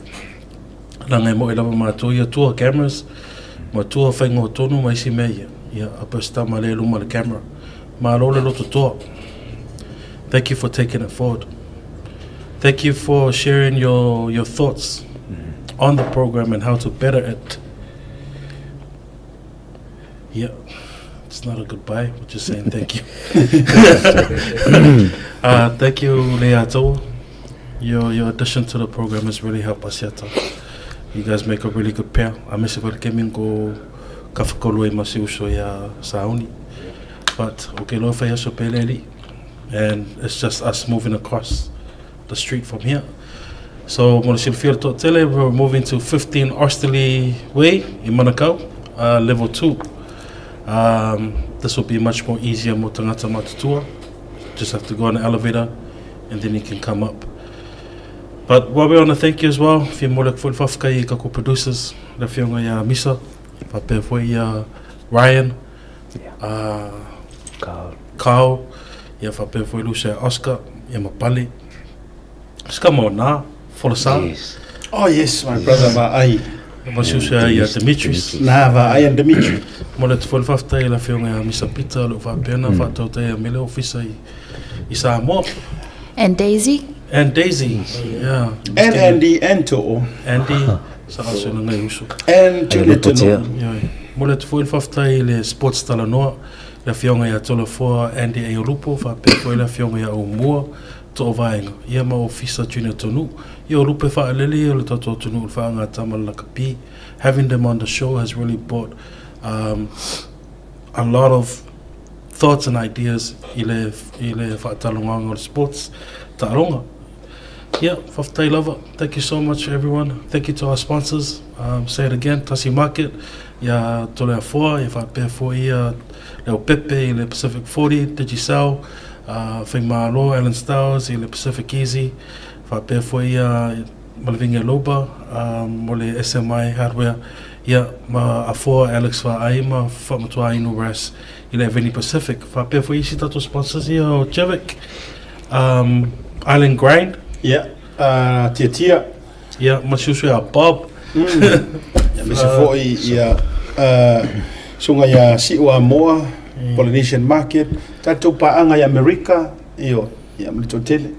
And last but not least, to our families, our wives and our parents, our uncles and aunties, especially our cousins that communicate with us daily. We love you guys and thank you so much for your support of Tautai Level.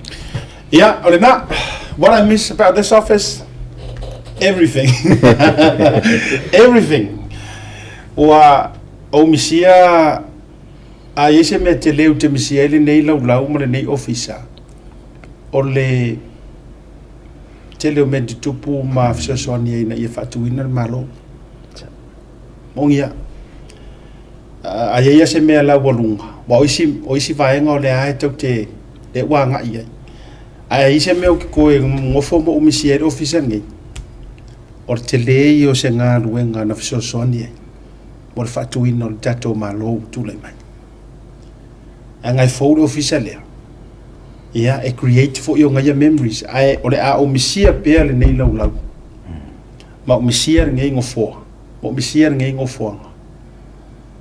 Ona sa te le so na o ngā ya wale so ni ngai nei fatula il tatou fainga malo ka ko kalo mai tari me ile tu fela vaso fo ya dai si tatou por kala metaiao and Monday dai se por kala metaiao le por kala me so fu so malo lo so fu ele tatou por kala metaiao ona mautio mai fa uma ya ma avele tatou system matulanga uma ya AVO il officer fo faile matou lifi onisi fo fai pule o officer nei na fio mai ele fio ngal mai tai pale mia fia me na o mi mata afa tele fai pule na fio mai o le tatou sunga la ule mali toa ya o pale mia o New Zealand sui pale mia o New Zealand opposition ya o le tai o le tua ngai e New Zealand tele maleano no o le fai pisinisi nisi wa no ni ta longa tele o mayors local council fito ia o nisi sai fita o le taua me ano i mo molia tu fa malo ma fa tele ya o afo ini masei o por kalame o fai atu nei ia tanu ia i nei ofisa a mata verso fo aso lua ya tatou wa mata o tatou ofisa fo fa ma korifi e kere ko e kau po o mai ai se mea o te fia ai wo waru ese ma le ofisa le nei o le tau a mata tu por kalame ai o email